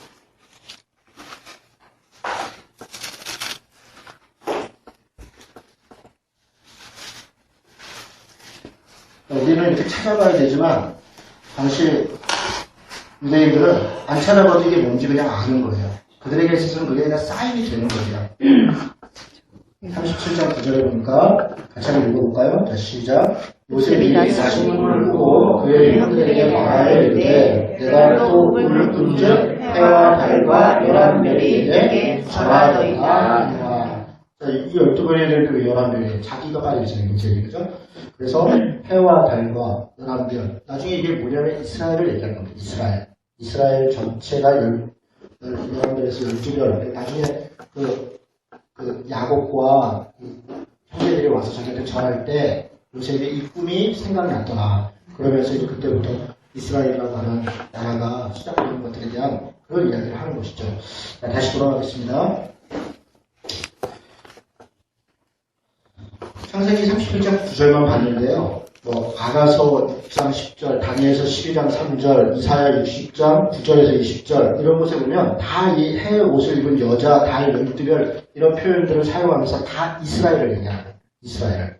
그래서 그런 말씀드리고 있고요. 이스라엘은 하나님의 백성을 이야기하는 것이죠. 그리고 구약에서의 교회를 얘기하죠. 구약에서의 교회. 이스라엘 민족 공동체인데 국가 공동체인데 지금 우리는 국가적으로 그런 의미가 없지만 그때 당시 구약에서 있어서는 이스라엘은 구약적 교회이죠. 구약적 교회. 여러분 사도행전에서 광야 교회라고 표현하잖아요. 히브리서에서 그 시편 말씀을 인용하면서 그 회중을 교회로 번역하잖아요. 그러니까 당시 바벨론에 있었던 그 이스라엘 백성들 혹은 뭐 광야에 있었던 백성들 그것을 신약 백성들 입장에서 그게 교회다. 하나님의 백성이다. 라고 인식을 하는 겁니다. 그리고 지금 우리한테 있어서는 그 민족적 이스라엘이 중요한 게 새 이스라엘, 하나님을 믿는 백성들로 전환되어 있는 것이죠. 여러분 이 개념을 몇 번을 얘기해도 사람들이 잘 이해 못하는 것 같아요. 여전히 이스라엘이고 이스라엘이 하나님의 백성. 저 지금 실제 있는 이스라엘. 여러분 그 우리랑 별로 관계없어요. 정말이에요. 전혀 관계없습니다. 이스라엘이 회복되는 게 우리가 무슨 상관이 있습니까? 이미 그 말씀들은 다 이루어졌어요. 뭐 아모스 말씀이 이런 걸 가지고서 지금 저 로마서 11장 말씀이니 뭐 기타 뭐 에스겔 말씀이 이런 걸 가지고 이스라엘 회복 운동을 얘기를 하는데요. 전혀 가치 없는 일입니다. 그렇게 하는 것 자체가 우리가 새 이스라엘이 됐다는 이 말씀이 사실 우리에게 있다는 것을 부정하는 것이에요. 우리가 그리스도인들이 새 이스라엘이 됐고 새 언약의 백성들이 됐고 우리가 하나님 앞에 제사장이고 나라고 백성이 됐다는 것을 지금 저 이스라엘 사람들이 그 백성이라면 우리는 뭐예요? 전혀 그렇게 인식하시면 안 됩니다. 자, 또 좀 더 나가보도록 하겠습니다. 이사야 26장 17절에서 19절에서 보면 새로운 이스라엘이 탄생할 것이다 라고 하는 예언들이 진행되고요. 26장 18, 19절도 마찬가지입니다.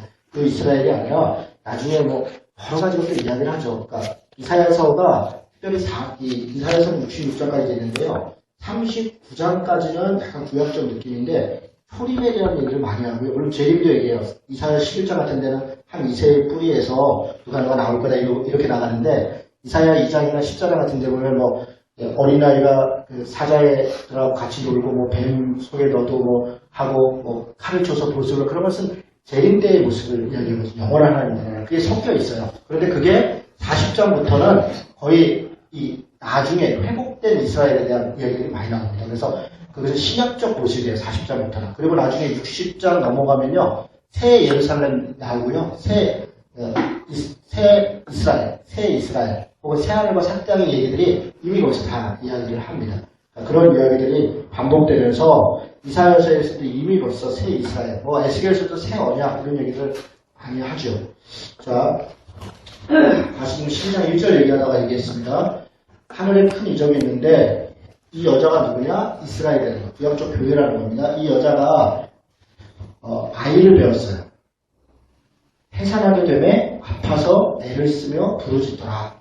이스라엘이 어떤 아이를 낳았어요. 그런데 이 아이에 대해서 5절에 바로 이어서 발표하죠. 5절 보니까 여자가 아들을 낳았는데 이가 누구냐면 장차 철장으로 만국을 다스릴 남자다. 철장으로 만국을 누굽니까 이 사람이? 예수 그리스도죠. 네, 여러 구약적 표현들이 있습니다. 그 아이를 하나님 앞과 그 보좌 앞으로 올려가더라. 이스라엘이 예수 그리스도를 낳을 것이다. 이렇게 이제 그 한 장면이 있고 3절 보세요. 하늘에 또 다른 이적. 한 이적이 그렇게 있던 거예요. 한 이적이 있었고 또 다른 이적 표적이 있는데 보라 한 큰 붉은 용이 있어. 머리가 7이고 뿔이 10이라. 그 여러 머리에 7 왕관이 있더라. 자, 이 용이 누구냐? 용에 대해서 제가 부터 말씀을 쭉 적어놨죠. 10편, 74편, 13, 14절, 에스겔 29장 3절, 32장 2절 다 이집트 바로를 얘기합니다. 용을 얘기합니다. 니오와 야단이라는 용을 씁니다. 번역할 때는 그걸 용으로 번역하지 않고 구약은 되게 악어로 번역을 했어요. 악어로. 그래서 악어라고 번역하기도 하고 어쨌든 어떤 큰 강력한 짐승. 니오와 야단이라는 말은 사실 이렇게 우리 그 정치학 하시는 분들은 이게 국가를 얘기해요. 국가. 니오야단은 국가를 얘기할 때 니오야단이라는 용어를 씁니다. 그래서 정치학에서 그런 용어를 쓰는데요. 어쨌든 어떤 용이 있었는데 그 하나님을 대적하는 악의 세력을 얘기하는 거예요. 그게 이집트다, 바로다, 파라오다 지금 그렇게 얘기하는 게 아니고 하나님을 대적하는 악의 세력이다. 그래서 구절에 보니까 뭐라고 하냐면 큰 용이 내쫓겼는데 그는 옛뱀이다. 옛뱀이 어떤 뱀을 얘기하는 거예요? 창세기 때 그렇죠? 아담과 하와를 꿰었던 그 뱀을 얘기하는 거죠. 그 뱀이고 곧 마귀라. 마귀라는 말이 사실 사탄이라는 말과 같은 말입니다. 사탄, 마귀 이게 거의 같은 문과에서 나오는 말인데요. 뭐 비슷한 얘기죠. 마귀라고도 하고 사탄이라고도 하며 온 천하를 빼는 자라 그가 땅으로 내쫓기니 그의 사자들도 그와 함께 내쫓겠다. 지금 하늘에 이적이 두 개가 있는 거예요. 하나는 이스라엘이 어떤 여자가 아이를 낳는 이적이 있고 또 하나의 이적은 용이 지금 나타나서 있는 거예요. 근데 이 둘이 지금 싸우는 거예요. 그 싸우게 되고 대립하게 되는 그런 장면을 이야기합니다. 자, 4절을 보니까 3절 다시 그 용이 머리가 7이고 뿔이 10이다. 이건 7은 뭐고 뿔이 10인가? 머리가 7이면 머리가 좋겠죠. 이건 지혜를 얘기하는 거잖아요. 우리 앞에는 7 여러 가지 얘기했었죠. 10뿔이 있었다. 뿔은 권력을, 권위를 얘기하잖아요. 권력, 왕의 권세. 그래서 지혜와 어떤 능력이 있었다. 그러니까 사탄도 만만치 않은 거예요. 7과 10을 썼다는 것은 사탄이 가지고 있는 능력도 대단히 강하다는 거예요. 그런 인식을 가지고 있고, 그리고 그 꼬리가 하늘에서 별 3분의 1을 끌어다가 땅에 던지더라. 꼬리의 3분의 1을 끌어 8장 10절을 다니엘서 8장 10절 이건 한번 좀 봐야 될 것 같아요. 아까 우리 다니엘서 한번 이렇게 해놨었죠? 다니엘서 8장 10절.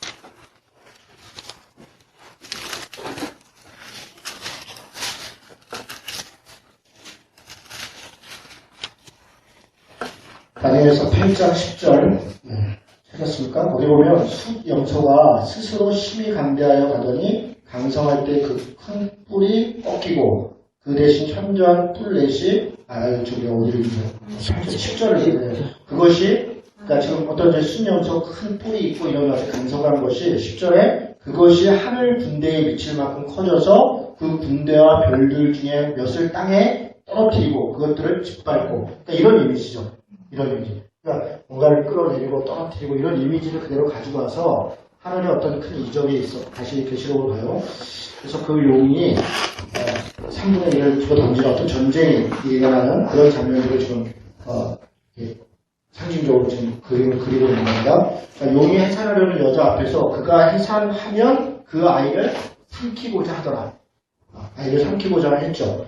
왜 삼키고자 하면 그가 철장으로 왕국을 다스릴 자니까 그를 빨리 죽여야겠다. 근데 이런 이미지들이 헤롯 왕이 예수를 2살 이하에 죽이려고 해서 이집트로 도망갔던 그런 이미지들이 우리 사실 이렇게 조금씩 오버랩 되죠. 자, 좀 더 가겠습니다. 그래서 여자가 아들을 낳으니 이는 장차 철장으로 알고 그런데 하나님이 그 아이를 보호해서 하늘로 데리고 올라갔죠. 하나님의 예수님의 승천을 얘기하죠. 그 여자가 광야로 도망하네 거기서 1260일 동안 여기 또 나오죠. 1260일 동안 그러니까 하나님의 어떤 기간 동안 있었더라. 이제 그런 얘기죠. 그리고 1260일 동안 그를 양육하기 위하여 하나님께서 예비하신 곳으로 가더라. 이런 표현이 어떤 의미가 아니라 광야라고 하는 곳에 하나님이 예비하셨던 공간이 있다. 하나님이 보호하실 가운데 있다는 것이죠. 하나님이 보호하시고 하나님의 교회를 인도하시고 여러 그 세력들이 있지만 하나님이 보호하실 것이다. 이제 그런 이야기를 하는 거죠. 자, 7절에 그리고 이제 용과 아이가 이렇게 한번 대립하는 일이 지나가고요. 그 다음에 하늘에 전쟁이 있으니까 다시 재반복 설명하는 겁니다. 하늘에 있었던 이적의 어떤 내용들을 다시 재반복 설명, 순서적인 얘기가 아닙니다.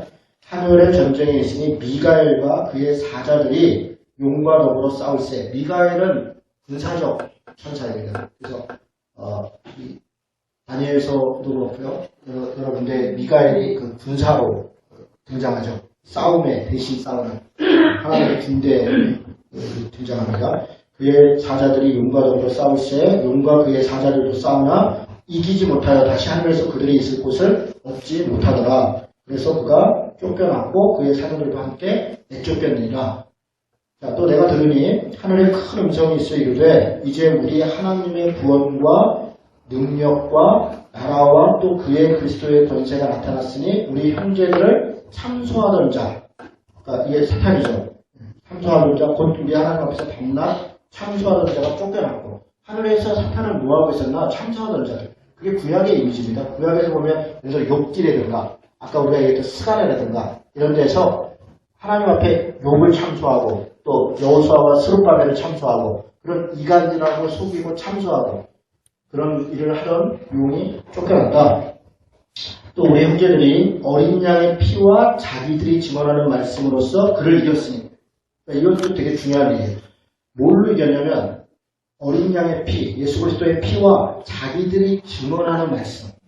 이게 사실 우리 신자들의 무기입니다. 예수 그리스도의 피와 하나님의 말씀. 이게 우리의 무기이죠. 그를 이겼으니 그들은 죽기까지 자기들의 생명을 아끼지 아니하였도다. 바로 어린 양의 피, 예수 그리스도의 보혈과 하나님의 말씀을 가지고 우리가 때로 싸워야 되는데 죽기까지 물러나지 않고 끝까지 이기는 자는 혹은 견디는 자는 이런 말씀인 거죠. 그러므로 하늘과 그 가운데 거하는 자들은 즐거워하라. 그러나 땅과 바다는 화가 있을진저 이는 마귀가 자기 때가 얼마 남지 않은 줄을 알므로 크게 분내어 너희에게 내려갔습니다. 사탄이 참선한 자가 땅으로 내려왔으니 땅에 있는 자들은 이제 괴로울 것이다. 이런 얘기겠죠. 자, 용이 자기가 땅으로 내쫓긴 것을 보고 남자를 낳은 여자를 박해하는지라. 교회를 박해하는 거죠. 예수 그리스도 승천하시니까 이제 교회와의 싸움이 시작되는 거죠. 교회를 박해하는지라 그 여자가 큰 독수리의 두 날개를 받아 광야 자기 곳으로 날아가서 거기서 그 뱀을 낯을 피하여 한때와 두때와 반때를 양육받으네. 여러분 이건 뭐 제가 설명 안 해드리지 여러분 뭔지 대충 알겠죠. 광야에서 여러 말씀을 제가 쭉 적어놨는데 무슨 얘기냐 하나님의 백성을 독수리 날개처럼 이렇게 품고 나르고 업고 이런 표현들이 여러분들 하나님이 보호하신다는 거예요. 한때와 두때와 반때 뭐 저렇게 재림까지 이죠. 이렇게 보니까 안 어렵죠. 이제는 다 이제 해석할 수 있을 겁니다. 자, 그리고 여자의 뒤에서 뱀이 그 입으로 물을 강같이 토하여. 예를 15절하고 16절은요, 사실은 역설 같은 거예요. 뭐냐면, 이집트 백성들, 이집트에서 모세가 출애굽을 하잖아요. 그러면서 이제 물을 이렇게 건너간 다음에, 물로 그 이집트 병사들이 다 물살 당하잖아요. 그런 이미지를 거꾸로 지금 이렇게 사용하는 겁니다. 그래서 여자 뒤에서 뱀이 마치 이집트 백성들이 죽은 것처럼 그렇게 사탄이 하나님의 백성을 그렇게 죽이려고 물을 강같이 토했지만 여자를 물에 떠내려가게 하되 땅이 오히려 여자를 도와서 그 입을 벌려 용의 입에서 토한 강물을 삼키니 하나님의 보호하심이 있었다는 거죠. 용이 여자에게 분노하여 돌아가서 그 여자의 남은 자손 곧 하나님의 계명을 지키며 예수의 증거를 가진 자들과 더불어 싸우려고 바다 모래 위에 섰더라. 여기서 하나 여자의 남은 자손 곧 하나님의 계명을 지키는 예수. 이거는요 번역을 어떻게 해야 되냐면 여자의 남은 자손은 여자의 씨. 그러니까 이걸 창세기에 있는 말씀을 사실 그대로 반복하고 있는 거예요. 창세기 3장 15절에 여자의 후손은 내 머리를 상하게 할 것이고 그때 그 여자의 후손 그게 씨예요. 씨의 후손. 여자의 씨가 내 머리를 상하게 할 것이고 그는 네 발뒤꿈치를 물을 것이다. 이렇게 창세기 15장에 처음 들으세요? 아시죠? 네. 그 얘기를 그 단어를 그대로. 그러니까 그 예언이 어디서 이루어졌다면 여기서 이루어졌다. 창세기의 이야기가 결국 예수 그리스도를 통해서 이루어졌다라고 하는 것을 여기에 이제 설명하는 것입니다. 그래서 이걸 이렇게 번역하면 됩니다. 여자의 씨, 곧 여자의 씨의 남은 자손들. 여자의 씨의 남은 자손들. 그러니까 그 여자의 씨의 남은 자손, 곧 그가 누구냐면 하나님의 계명을 지켜서 예수의 증거를 가진 자들, 바로 그 자들이 여자의 후손이죠. 여자의 씨의 후손이 누구냐면 예수를 따르는 자들, 하나님의 백성들, 하나님의 교회가 그들과 더불어 싸우려고, 지금까지 이제 쫓겨난 용이 그 싸우려고 바다 모래 위에 섰더라. 그러니까 뭔가 어떤 전쟁이 있을 거를 좀 예고하고 있죠. 그렇게 바다 위에 모래 위에 섰더라. 자, 이게 12장 내용이 답니다. 그리고 12장에서 얘기를 뭡니까? 용이 있죠. 그러나 하나님의 백성과 싸움을 하죠. 그러나 예수 그리스도께서 죽은 것 같으나 승천하신 것처럼 하나님의 백성을 하나님께서 지키시고 결국 그 싸움 가운데 승리할 것이다 라고 하는 것을 이야기하는 게 12장 내용이잖아요. 여기서 뭐 별로 다르게 해석할 게 별로 없어요. 여기 뭐 이것저것 뭐니 막 구름같이 해석하는데 뭐 힘만 드는 것 같아요. 자, 이 정도 가고 13장 두 짐승으로 갑니다. 두 짐승도 잘 들으셔야 됩니다. 잘 안 들을 게 별로 없죠. 자, 내가 보니 바다에서 한 짐승이 나와요. 근데 왜 바다에서 나올까요? 바다에서 나오는 이유는 그 이 13장 몇 절이에요? 지금 이 17절의 내용을 그대로 받는 거예요. 나중에 두 번째 짐승은 땅에서 나오거든요. 그러니까 바다라고 하는 게 당시 이스라엘 사람들한테 구약도 마찬가지고 바다는 미지의 땅이에요. 바다는 이 죄악의 땅입니다. 그래서 어떤 죄의 그런 걸 얘기할 때는 바다의 짐승, 리워에다니 아거니 욥기에서도 그런 것을 얘기를 하는 거예요. 하마 얘기도 하고 그러게 바다는 공포의 대상이고 죄악의 대상이고 어떤 인간을 이렇게 고통하지 않은 그때는 바다를 점령하지 않은 시대니까 그래서 바다 입구를 죄하겠다 이렇게. 그런데 물론 그런 이미지도 있지만 2장 17절에서 짐승이 바다 모래 위에 서서 싸울 준비를 하고 있으니까 거기서 나왔다 그 이미지를 그대로 이어서 가는 겁니다. 내가 보니 바다에 한 짐승이 나오는데 뿔이 0이에요. 그리고 머리가 7이에요. 자, 이거 잘 보세요. 아까 용이 어떻게 뭐라고 얘기했어요? 용은 머리가 7이고 뿔이 0이라고 했죠. 같잖아요. 그러나 짐승이 용인가? 아닙니다. 그러니까 다른 건데 같은 의미라는 것은 그만한 권세를 가지고 있다. 그런 정도로 갖고 있는데 단어를 살짝 바꿔놨어요. 순서를. 머리가 7이 먼저였었는데 뿔이 10을 먼저 해놨어요. 다른 존재라는 것을 이렇게 단어 차이로 이렇게 해놓은 겁니다. 그래서 이도 지혜가 있고 능력이 있다는 걸 했죠. 그 뿔에는 10왕관이 있고 그 머리들에는 신성모독하는 이름이 있더라. 이 10개 가지고서 그래서 유럽 연합이 10나라가 될 거고 하나가 될 거고 여러분 그 얘기 옛날부터 지금 유럽이 몇 나라 됐죠? 16개인가? 17개국 이번에 하나 들어가가지고 17. 그 정도 되는 거죠. 예, 13개국. 근데 지금도 그 믿는 사람들은요 7개 나갈 거라고 굳게 믿고 있어요. 그래서 10개가 하나로 통합될 거라고 굳게 믿고 있습니다. 여러분 그런 발상들이 사실 어디서 이렇게 이들에서 나오는데 전혀 사실 별게 의미가 없는 얘기입니다. 그런 얘기가 아닙니다. 그 뿔 위에 10왕관이 있고 그 머리에는 신성모독하는 이름이 있더라. 신성모독할. 그리고 내가 보는 짐승이 지금 어떻게 생겼다는 거냐면 표범과 비슷하고 표범은 아니죠? 그리고 그 발은 곰의 발 같고 그 입은 사자의 입 같고 그러니까 이 표범 발 이거 어디서 우리가 많이 보던 거예요. 이게 어디서 보니까 다니엘서에서 보던 거죠. 네 짐승이 나오는데 짐승들이 뭐 사자 같고 곰 같고 그 다음 짐승은 뭐 같고 그래서 뭘 얘기합니까? 다니엘서에서 그 짐승들이 뭐라는 거예요? 네 개의 어떤 나라라는 것이고 혹은 뭐 네 개의 어떤 이 왕이라는 것이고 권력을 얘기하는 거잖아요. 지금 이 짐승도 그런 권력을 얘기하는 겁니다. 이 짐승이 뭐냐면 다니엘서의 이미지를 알고 있는 사람들은 아 이게 어떤 국가나 혹은 어떤 이 왕을 얘기하는 거구나 이런 의식을 당연히 갖습니다. 그런 지금 그렇게 가져라는 얘기예요. 그런데 그 사자의 입 같은데 용이 그 권력과 그 왕의 어떤 지혜와 능력에 누가 준 거냐면 사탄이 준 거라는 거예요. 사탄이 자기의 능력과 보좌와 큰 권세를 그에게 주었더라. 그의 머리 하나가 상하여 죽게 된 것이 된 것 같더니 그 죽게 되었던 상처가 마음에 온 땅이 놀랍게 여겨 짐승을 따라. 이건 다니엘서 7장 11절에 보면요. 이제 머리가 뭐 상했고 뭐 죽였고 그런 말씀이 다 나와요. 그 이미지를 그대로 갖고 오는 겁니다. 결국은 이 왕이 죽었는데 상처가 났고 뭔가 이렇게 놀랍게 할때 이 얘기는요. 자 여기 잘 보세요. 이거는 뭐 학자들이 연구를 해놓은 거 저는 되게 맞는 것 같아요. 이제 첫째 짐승은 누구냐?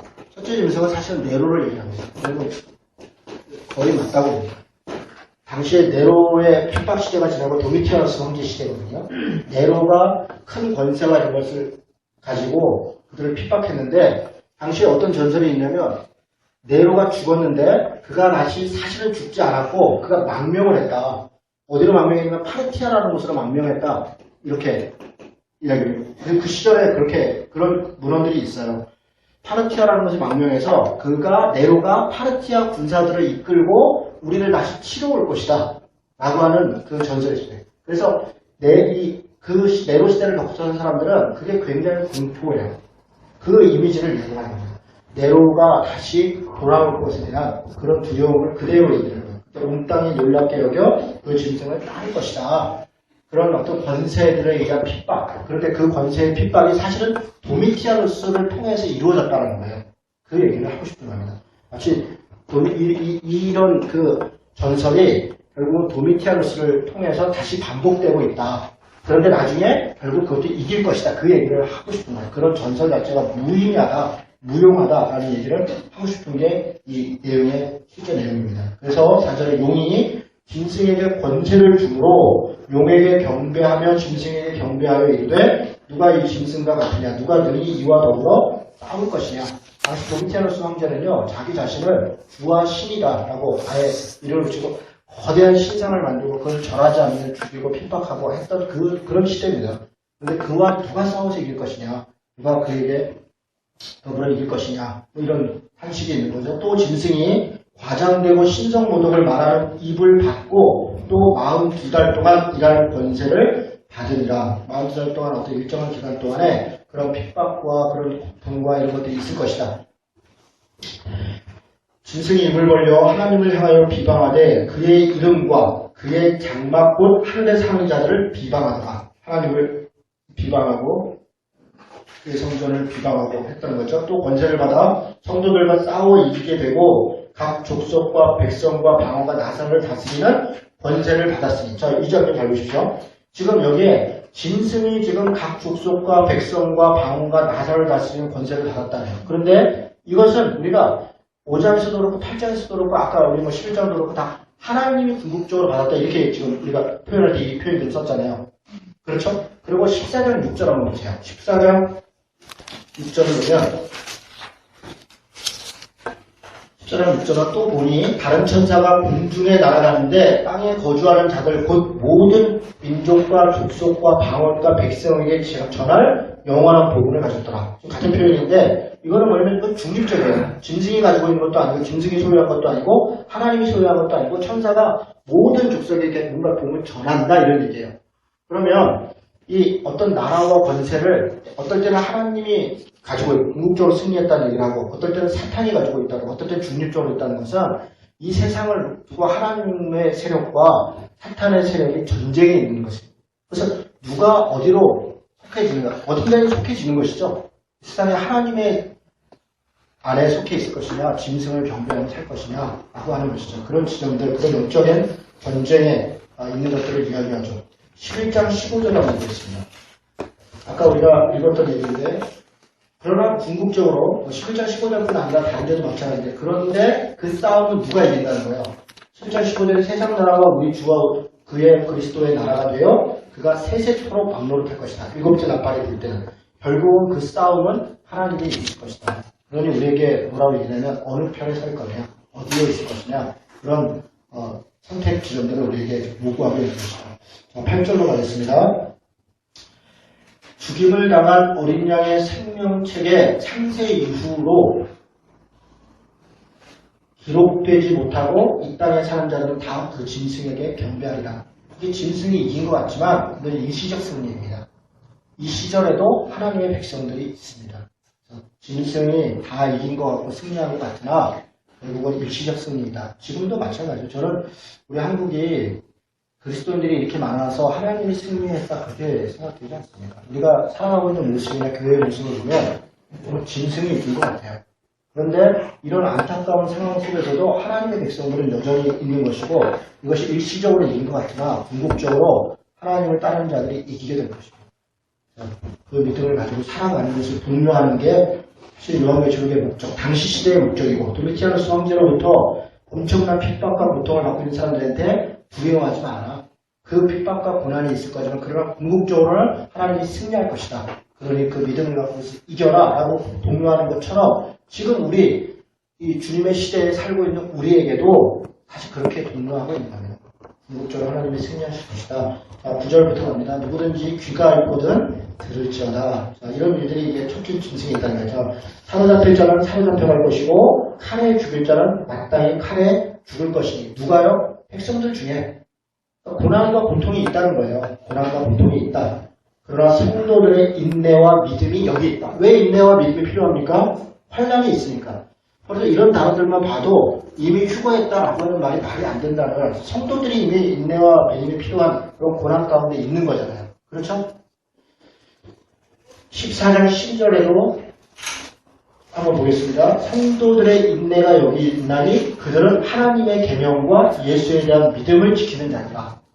궁극적으로 승리하는 것을 얘기해요. 15장 2절에는 결국 이 하나님 앞에 인내하고 믿음을 지키는 자들의 결과가 있어요. 15장 2절 또 내가 보니 불이 섞인 유리바다와 같은 것이 있고 짐승과 그의 우상과 그의 이름의 수를 이기고 벗어난 자들이 유리바닷가에 서서 하나님의 검은고를 가지고 그를 찬양하더라.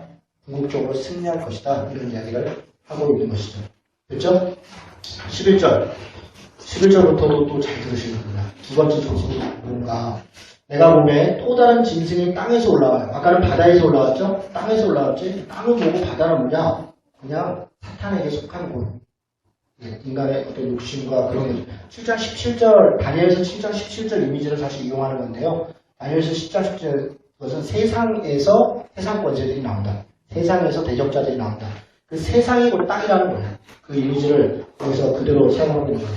자, 어린 양 같이 두 뿔이 있고 8장 3절에 보면 이 두 뿔이 그게 메대와 페르시아를 얘기하거든요. 다니엘서 8장 3절입니다. 다니엘서 8장 3절 4절을 읽으면 두 뿔이 있는데 이 두 뿔로 막 들이받더라. 페르시아의 강력함을 그 이미지를 그대로 가져와서 얘기를 하는 겁니다. 두 뿔이 있고 용처럼 말을 하더라. 용은 아닌데 용처럼 말을 하더라. 그래서 뭔가 사탄과 같은 그런 권세가 있어요. 그가 먼저 나온 짐승의 모든 권세를 그 앞에서 행하고, 그러니까 앞에 있었던 짐승과 같은 어떤 그런 권세를 행했다. 그리고 땅과 땅에 사는 자들을 처음 짐승에게 경배하게 한다. 그래서 땅에 있는 사람들을 끌어다가 처음 짐승이 약간 네로라 그랬죠. 네로를 황제를 다시 섬기게 하고 뭐 이렇게 하더라. 이러는 거죠. 그리고 곧 죽게 되었던 상처가 나은 자니라.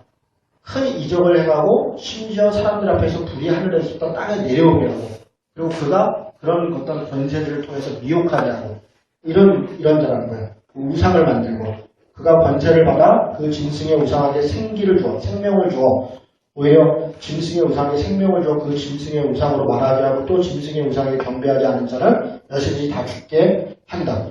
자, 그럼 이 두 번째 짐승이 누군가? 여러분 16장 3절 한번 13절 한번 16장 13절 16장 13절을 보니까 일곱 그 대접에 대해서 얘기하면서 여섯째 전사가 그 대접을 쏟았는데, 내가 보면 개구리 같은 새 더러운 영이 용의 입과 새 더러운 용이 있는데, 여기 있는데 용의 입과 짐승의 입과 거짓 선지자의 입에서 나오니, 지금 여기 용의 입, 짐승의 입, 거짓 선지자의 입 이렇게 얘기했죠. 사실 이게 앞에 있는 용과 두 짐승을 얘기하는 겁니다. 그러니까 두 번째 짐승이 어떤 거짓 선지자다라는 것을 거기다가 이야기를 하는 것이죠. 마태복음 7장 15절, 24장 24절에 거짓 선지자에 대한 이야기들이 뭐 많이 있죠. 그런데 이 거짓 선지자에 대해서 물론 이제 어떤 영적 존재 혹은 뭐 그래서 나중에 이제 종교적 통합으로 이야기를 하고, 첫째 짐승을 세대주의 종말론자들이 첫째 짐승을 정치적 통합, 두 번째 짐승을 종교적 통합, 그래서 같이 힘합쳐서 세계 정부 이루어서 경제력 통합, 뭐 종교력 통합, 또 나중에 14만 뒤에 666 얘기하면서 경제적 통합 이렇게 해서 이 땅에 대적하는 사람 다 죽인다 이렇게 문자적으로 했을 때 그런 의미로 이걸 그렇게 해석하는 거예요. 그런데 저는 지금 어떻게 해석하고 있는 거냐면, 첫 번째 짐승은 네로에 대한 이야기고, 두 번째 짐승은 네로의 이런 그 성화나 이런 것들을 가지고 미혹하게 하는 거짓 선지자로 볼 수 있고, 당시 시대에. 그리고 또 다른 이미지는 이게 도미티아누스일 수 있습니다. 도미티아누스가 그런 거짓 선지자와 같이 왕이지만 자신을 주라고 그러고 하나님이라고 그러고 황제를 숭배하는 것을 강화하고 하면서 결국은 네로의 이미지를 그대로 가지고 와서 자신을 숭배하게 한 것이 아니냐, 이렇게 설명하는 학자들이 있어요. 둘 다 저는 일리가 있다 이렇게 봅니다. 거짓 선지자 아니면 도미티아누스 황제를 당시 시대적으로 이야기하는 것이다 이렇게 볼 수 있다고 봅니다. 됐죠? 네, 그 다음에 17절부터 이제 그 말도 많고 팔도 많은 분명력이 나옵니다. 그가 모든 자, 곧 작은 자나 큰 자나 부자나 가난한 자나 자유인이나 종들에게 그 오른손이나 이마에 표를 받게 해요. 자, 이 이미지는 어디서 갖고 온 겁니까? 신명기 6장 4절부터 이어지는 이 하나님을 사랑하는 그 소위 얘기하는 쉐마 이스라엘. 거기서 하나님을 주 너희 하나님을 내 마음과 뜻과 힘을 다하여 내 너희 하나님을 사랑하라. 그리고 이것을 자녀들에게 부지런히 가르쳐라. 그러면서 어떻게 하냐면 내 이마에다가 표를 삼고 손목에다가 표를 삼아서 그걸 해라 이렇게 하죠. 그걸 실제로 유대인들이 합니다. 그걸 특필린이라고 해요. 특필린. 그래서 여기다가 감에다가 그 말씀을 집어넣고 기도할 때 이렇게 기도합니다. 이렇게 기도하고 머리에다가 그 감에 말씀을 집어넣고 이렇게 그리고 문에다가 붙여라. 그걸 매출자라고 해요. 문 앞에다가 그 감에다가 말씀을 집어넣고 나갈 때 그걸 붙잡고 기도하고 들어올 때 붙잡고 기도하고 이렇게 합니다. 그 이미지를 이게 뭐냐? 하나님의 백성이 하나님을 사랑하는 것에 대한 이미지, 그 임 맞은 것을 이 오른쪽 손과 이 이마에다가 맞은 것을 그 이미지를 그대로. 그러니까 짐승을 경배하는 자도 그렇게 짐승을 속했다는 것은 그런 인을 맞은 것이다. 이렇게 지금 그 이미지를 가지고 오는 겁니다. 됐죠? 예. 그러고 나서 누구에든지 이 표를 가진 자 외에는 매매를 못하게 할 것이다. 뭐 물건을 사고 팔고 먹고 살지 못하게 할 것이다. 근데 이 표가 뭐냐? 곧 짐승의 이름이나 그 이름의 수라. 자, 이 표를 잘 보세요. 이 표가 뭐라는 거냐면 능력이 하도 뭐 많아가지고 지금 제가 이걸 좀 자세히 얘기해요. 여러분 이 단어 자체가 좀 뭐라고 얘기하냐면 이게 짐승의 이름이라는 거예요. 짐승의 이름. 그러니까 어떤 그 표가 있는데 그거는 짐승의 이름이다. 그리고 근데 그것은 어떤 수다. 이게 다 일본어입니다. 이게 스스로 이게 한국어 자체가 그렇게 되어 있어요. 짐승의 이름 곧 그 이름의 수다 이렇게 되어 있는 거예요. 그러니까 짐승의 이름이 수로 표현됐더라 이렇게 얘기를 하는 거예요. 그러니까 어떤 이름이라는 거예요. 이름.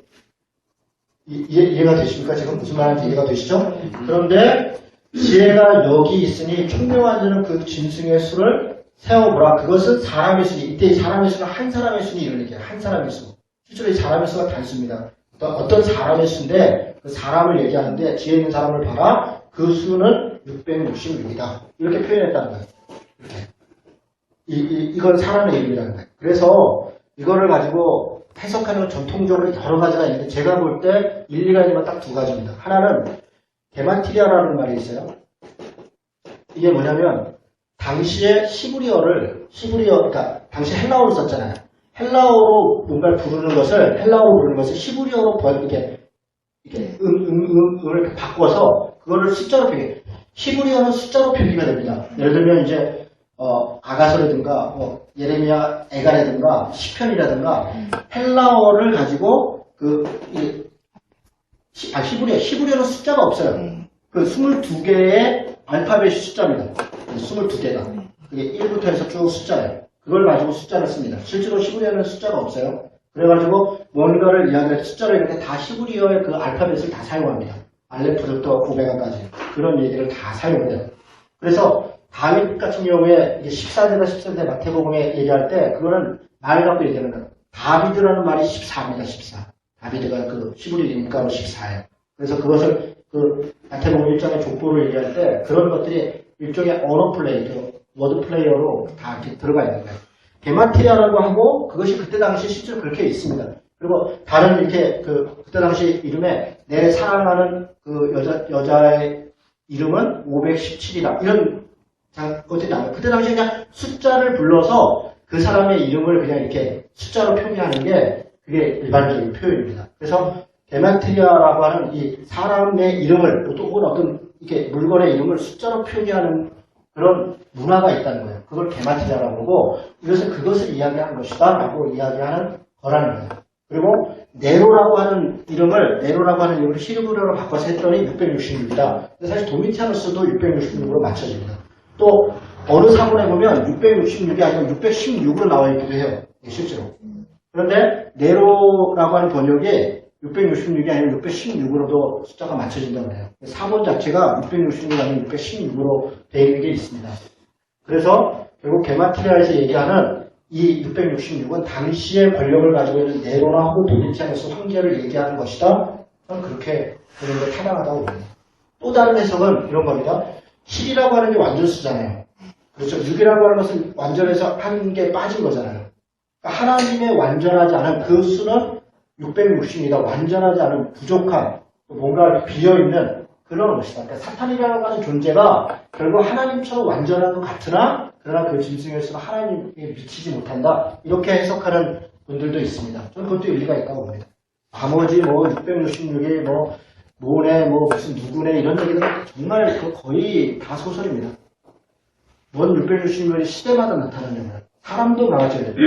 사람도. 심지어 어떤 사람이 김일성도 음가를 했더니 666이더라 이렇게 얘기하고 히틀러도 666이다. 사람도 그렇고요. 컴퓨터, 바코드, 무슨 표시 요즘 베리스까지 다 666이라는 거예요. 정말 그렇게 일관성이 없을까요? 차라리 하나라고 부르면 좋지. 뭔 666이 이렇게 일관성이 없어요. 차라리 이 해석은 일관성이 있잖아요.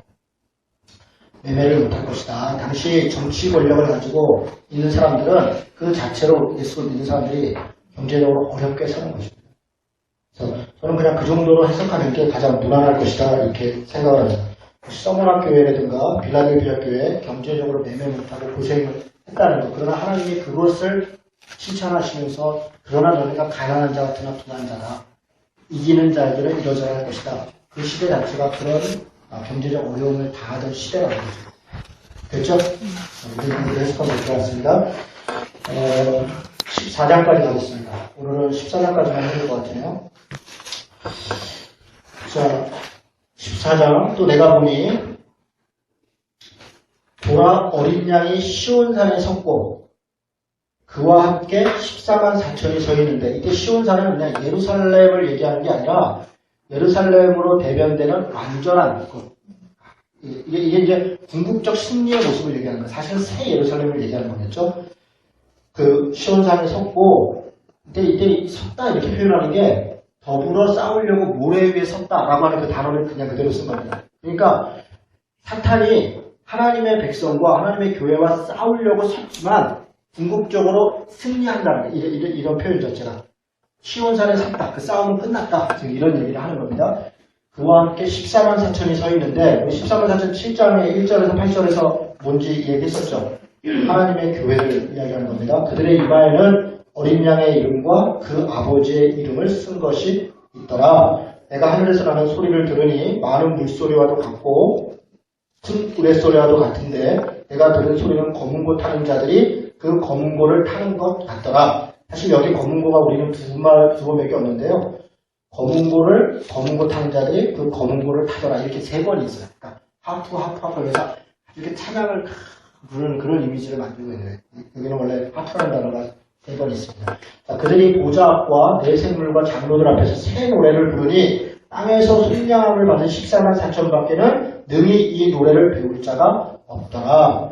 자, 이 사람들은 여자와 더불어, 자, 이들이 누구냐? 14만 4천이 누구냐? 여자와 더불어 더럽히지 아니하고 순결한 자라.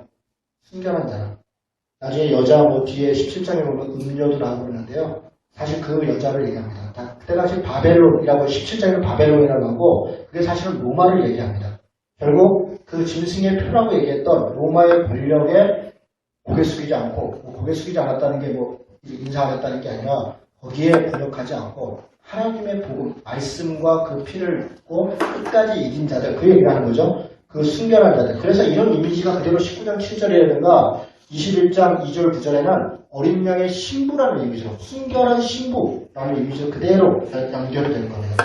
19장 7절, 21장 2절 9절 그런데 순결한 어린 양의 신부 얘기합니다. 자, 어린 양이 어디로 인도하든지 따라가는 자며 사람 가운데에서 속량함을 받아 처음 익은 열매로 하나님과 어린 양에게 속한 자들이니 그 입에 거짓말이 없고 흠이 없는 자들이다. 자, 여기까지는 이제 승리한 자들의 모습을 얘기하고요. 6절부터는 심판받는 자들의 모습을 얘기하는 거야. 또 반복되는 거죠. 사실은 12장에 있었던 이야기가 반복되는 겁니다. 또 보니 다른 천사가 공중에서 날아가는데 땅에 거주하는 자들 곧 모든 민족과 종족과 방언과 백성에게 전할 영원한 복음을 가졌더라. 영원한 복음을 가졌더라. 그가 큰 음성으로 이르되 하나님을 두려워하며 그에게 영광을 돌리라. 이는 그의 심판의 시간이 이르렀으니 하늘과 땅과 바다와 물들의 근원을 만드신 이를 경배하라. 심판의 얘기가 복음이라는 거예요. 여러분 우리에게 있어서 심판의 이야기는 두려움과 그걸 공포의 얘기가 아니라 그게 복음이라는 거예요. 예수 믿는 사람들에게 심판의 이야기는 복음이에요. 그래서 그런 이야기를 지금 하는 것이고요. 그리고 또 다른 천사고 둘째가 그 뒤를 따라 말하되 무너졌도다 큰 성 바벨론이요 모든 나라에게 그의 음행으로 말미암아 진노의 포도주를 먹이던 자로다. 지금 17장 2절 한번 보죠. 17장 2절. 이게 요한계시록이 아주 친하게 쓰여져 있어요. 앞에 어떤 이야기를 하면서 뒤에 나올 얘기들을 예고하면서 이렇게 가죠. 17장 2절을 보세요. 땅의 임금들도 그와 더불어 음행하였고 땅의 임금들이 그와 더불어 음행했다. 땅에 사는 자들도 그 음행의 포도주에 취했다. 아까 경제적으로 매매하지 못하겠다 이런 거였죠. 그 권력에 숙이고 그냥 자기 먹고 사는 일에 풍요와 번영을 따라 살았다. 이게 음행이라는 거예요. 그 세속적인. 그리고 6절인데 6절에 보니까 또 내가 보면 이 여자가 성도들의 피와 예수 그리스도 증인들의 피에 취한지라 내가 그 여자를 보고 놀랍게 여기고 크게 놀랍게 여기니. 무슨 얘기냐면 이 결국 바벨론 로마 이 여자가 성도들의 피를 가졌다니까. 그러니까 죽였다니까. 그만큼 핍박하고 그렇게 고통을 가하게 했다. 바로 그 피, 그것이 진노의 피가 돼서 대갚아준다는 거예요. 성도들의 그 고통과 죽임을 지금 시대는 이게 뭐 말이 안 돼. 우리 같은 사는 시대에는 뭐 예수 믿는다고 죽는 그때는 죽었던 시대잖아요. 그런 표현을 하는 겁니다. 예수 믿는 사람들이 받는 그 고통과 고난에 대해서 그것이 진노의 잔이 되고 그것이 진노의 대접이 되고 그것이 진노의 향이 돼서 기도가 그게 쏟아지는 게 그게 심판이라는 거예요. 그 얘기를 다시 하는 것이죠. 자, 다시 14장 돌아오겠습니다. 큰 성 바벨론이 무너졌도다. 그런 얘기를 하는 거고요. 자, 또 다른 천사 곧 셋째가 그들을 따라 큰 음성으로 이르되 만일 누구든지 짐승과 그의 우상에게 경배하고 이마인의 손에 표를 받으면 그도 하나님의 진노의 포도주를 마시리니 그 진노의 잔에 섞인 것이 없이 부은 포도주라. 거룩한 천사들 앞과 어린 양 앞에서 불과 유황의 고난을 받으리니. 그렇게 여러분 제가 아까 농담 비슷하게 농담도 사실은 뭐 진짜인데요. 베리칩을 오른쪽에 맞으면 안 된다고 하잖아요. 구체적으로 해석해서 여기다가 뭐 삽입하면 안 된다. 왼쪽에 맞는 건 어떨까요? 또 오른쪽에 안 맞으면 되잖아요. 발에 맞는 건 어떨까요? 그럼 되겠죠? 이마에 안 맞고 뒤통수에 맞으면 어떨까요? 그러니까 문자로 해석하는 게 이렇게 한계가 있는 거예요. 다 안 된다는 얘기. 그렇죠. 그러니까 이게 그런 문자적 얘기가 아니라는 거죠.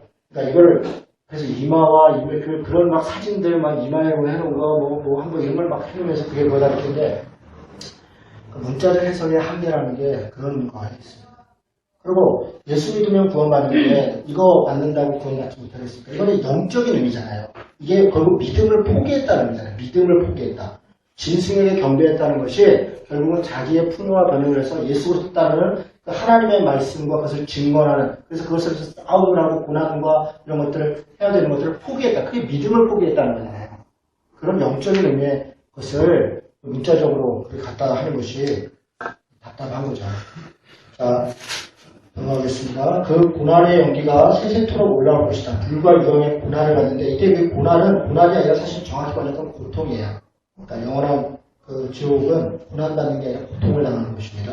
세세토록 올라가리라. 짐승과 그의 짐승에게 경배하고 그의 이름 표를 받는 자는 누구든지 밤낮 쉼을 얻지 못하리라 하더라. 성도들의 인내가 여기 있으니 그들은 하나님의 계명과 예수에 대한 믿음을 지키는 자니라. 또 내가 들으니 하늘에서 음성이 나서 이르되 기록하라. 지금 이후로 주 안에서 죽는 자들은 복이 있도다. 그럼 지금 이후로는 언제 이후로냐? 마지막 때. 그게 아니라 초림에서 재림까지 예수 그리스도를 믿는 그 때부터 주 안에서 죽는 자들, 믿음을 지키고 그 믿음 가운데서 죽는 자들은 복이 있는 것이다. 하심에 성령이 이르시되 그러하다. 그들이 수고를 그치고 쉬리니 이는 그들이 행한 일이 따름이라. 행함 때문이다. 근데 그 행함이 뭐냐? 그 행함이 사실 12절에 이미 얘기를 한 거예요. 예수에 대한 믿음을 지킨 것, 그 인내를 지킨 것, 그게 행했다는 거예요. 그러니까 요한계시록을 읽을 때 이긴 자, 행한 자, 이것을 우리가 선을 행한 자 이렇게 해석하는 것은 좁게 해석하는 겁니다. 7장 14절에 예수 그리스도의 보혈의 피로 옷을 씻었다 이러잖아요. 그러니까 믿음을 행한다고는 물론 선도 행하고 정의롭게 되라고 그렇게 하지만 단지 선을 행했다 그런 의미가 아니에요. 믿음으로 행하는 것은 믿음으로. 그러니까 믿음과 행함은 따로 있는 것이 아니에요. 바로 그 믿음이 곧 행함이고 행함이 곧 믿음이다. 그것이 사실은 성경의 일관적인 이야기입니다. 자, 또 내가 보니 흰 구름이 있고 구름 위에 인자와 같은 이가 앉아 있는데 이런 거 보면 이제 우리 다니엘서 뭐 이렇게 인용했다는 게 이제 다 느낌이 오죠. 그 머리에는 금 면류관이 있고 그 손에는 예리한 낫을 가졌더라. 이분은 예수 그리스도죠. 그죠? 또 다른 천사가 성전으로부터 나와 구름 위에 앉은 이를 향하여 이 천사가 성전으로부터 나와서 예수 그리스도 얘기한다는 것은 하나님의 권능 가운데 하나님께서 이것을 말씀하신다 그런 이미지를 얘기하고 싶은 거예요. 그래서 큰 음성으로 외쳐 이르되 당신의 낫을 휘둘러라. 그래서 거두어라. 이건 추수하다라는 거예요. 이게 추수. 그래서 신천지가 그거 갖고 추수꾼 얘기하는 겁니다. 추수하다. 추수하라. 땅의 곡식이 다 이거 거둘 때가 되었다. 구름에 앉은 이가 낫을 휘둘러 땅의 곡식이 거두어. 이들은 구원받는 자들입니다. 이들은 구원받는 자들을 얘기하는 거예요. 하나님께서 그 추수를 걷는 거예요. 근데 17절부터는 또 낫을, 이거는 심판받는 자들을 얘기하는 거예요. 이게 다른 이미지입니다. 또 다른 천사가 하늘에 있는 성전에서 나오는데 역시 예리한 낫을 가졌더라. 또 불을 다스리는 다른 천사가 지금 앞에는 예수 그리스도께서 거두는 걸 구원받는 자들이고 17절부터는 천사가 다스리들이잖아요. 이제는 심판받는 자들인 거예요. 또 불을 다스리는 다른 천사가 제자로부터 나와 예리한 낫 가진 자를 향하여 큰 음성으로 불러 이르되 내 예리한 낫을 휘둘러 땅에 포도송이들을 거두어라. 그 포도가 익었느니라. 그래서 이들은 이 포도송이라고 하는 어떤 열매를 얘기하는데 그건 사람을 얘기하죠. 진승의 경배한 자들은 천사가 낫을 땅에 휘둘러 땅에 포도를 거두어 하나님의 진노의 큰 포도주 틀에 던지네. 이런 표현들이요. 사실 이 구약성경에 많이 있습니다. 그 틀, 이사야 63장 3절이라든가 요엘 3장 13절이라든가 틀에 넣고 받는다는 것은 분노와 심판의 상징입니다. 실제로 이렇게 그 포도주 틀이 이렇게 만들었대요. 그래서 여기다가 이렇게 포도주를 넣고 이게 돌로 이렇게 만들고 이렇게 구멍들이 있고 그래서 여기서 올라가서 밟으면 그 칩들이 막 떨어지면 그렇게 만들었다는 거예요. 그 이미지를 그대로 이야기하는 거죠. 성 밖에서 그 틀이 밟히니 틀에서 피가 나서 마일 굴레까지 닿았고 1600스타디온이다. 1600스타디온은 307km 이렇게 되는데요. 이스라엘 북쪽에서 남쪽까지의 대략적 길이라고 합니다. 그리고 이걸 그렇게 해석할 수 있고 이스라엘 전체를 얘기해서 인류 전체를 얘기한다 이렇게 해석하시기도 하고 4 곱하기 4 곱하기 10 곱하기 10이다. 완전수에서 모든 것을 이야기하는 거다 이렇게 이야기하는 분들이 있습니다. 어쨌거나 심판이 이루어질 것이다. 그런 얘기를 하는 거겠죠? 네.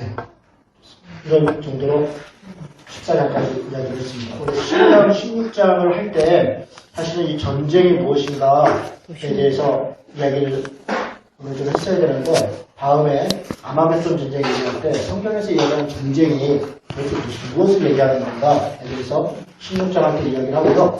다음 주에는 16장 넘어서 그대로 17장부터 20장까지 쭉 갑니다. 다 갈 수 있을지는 모르겠습니다. 어쩌면 천년왕국 앞에서 끝날지도 모르겠어요. 천년왕국과 마지막에 이제 새 예루살렘성 이렇게 갈 것 같기도 한데요. 어쨌든 그 순서로 보시면 되겠습니다.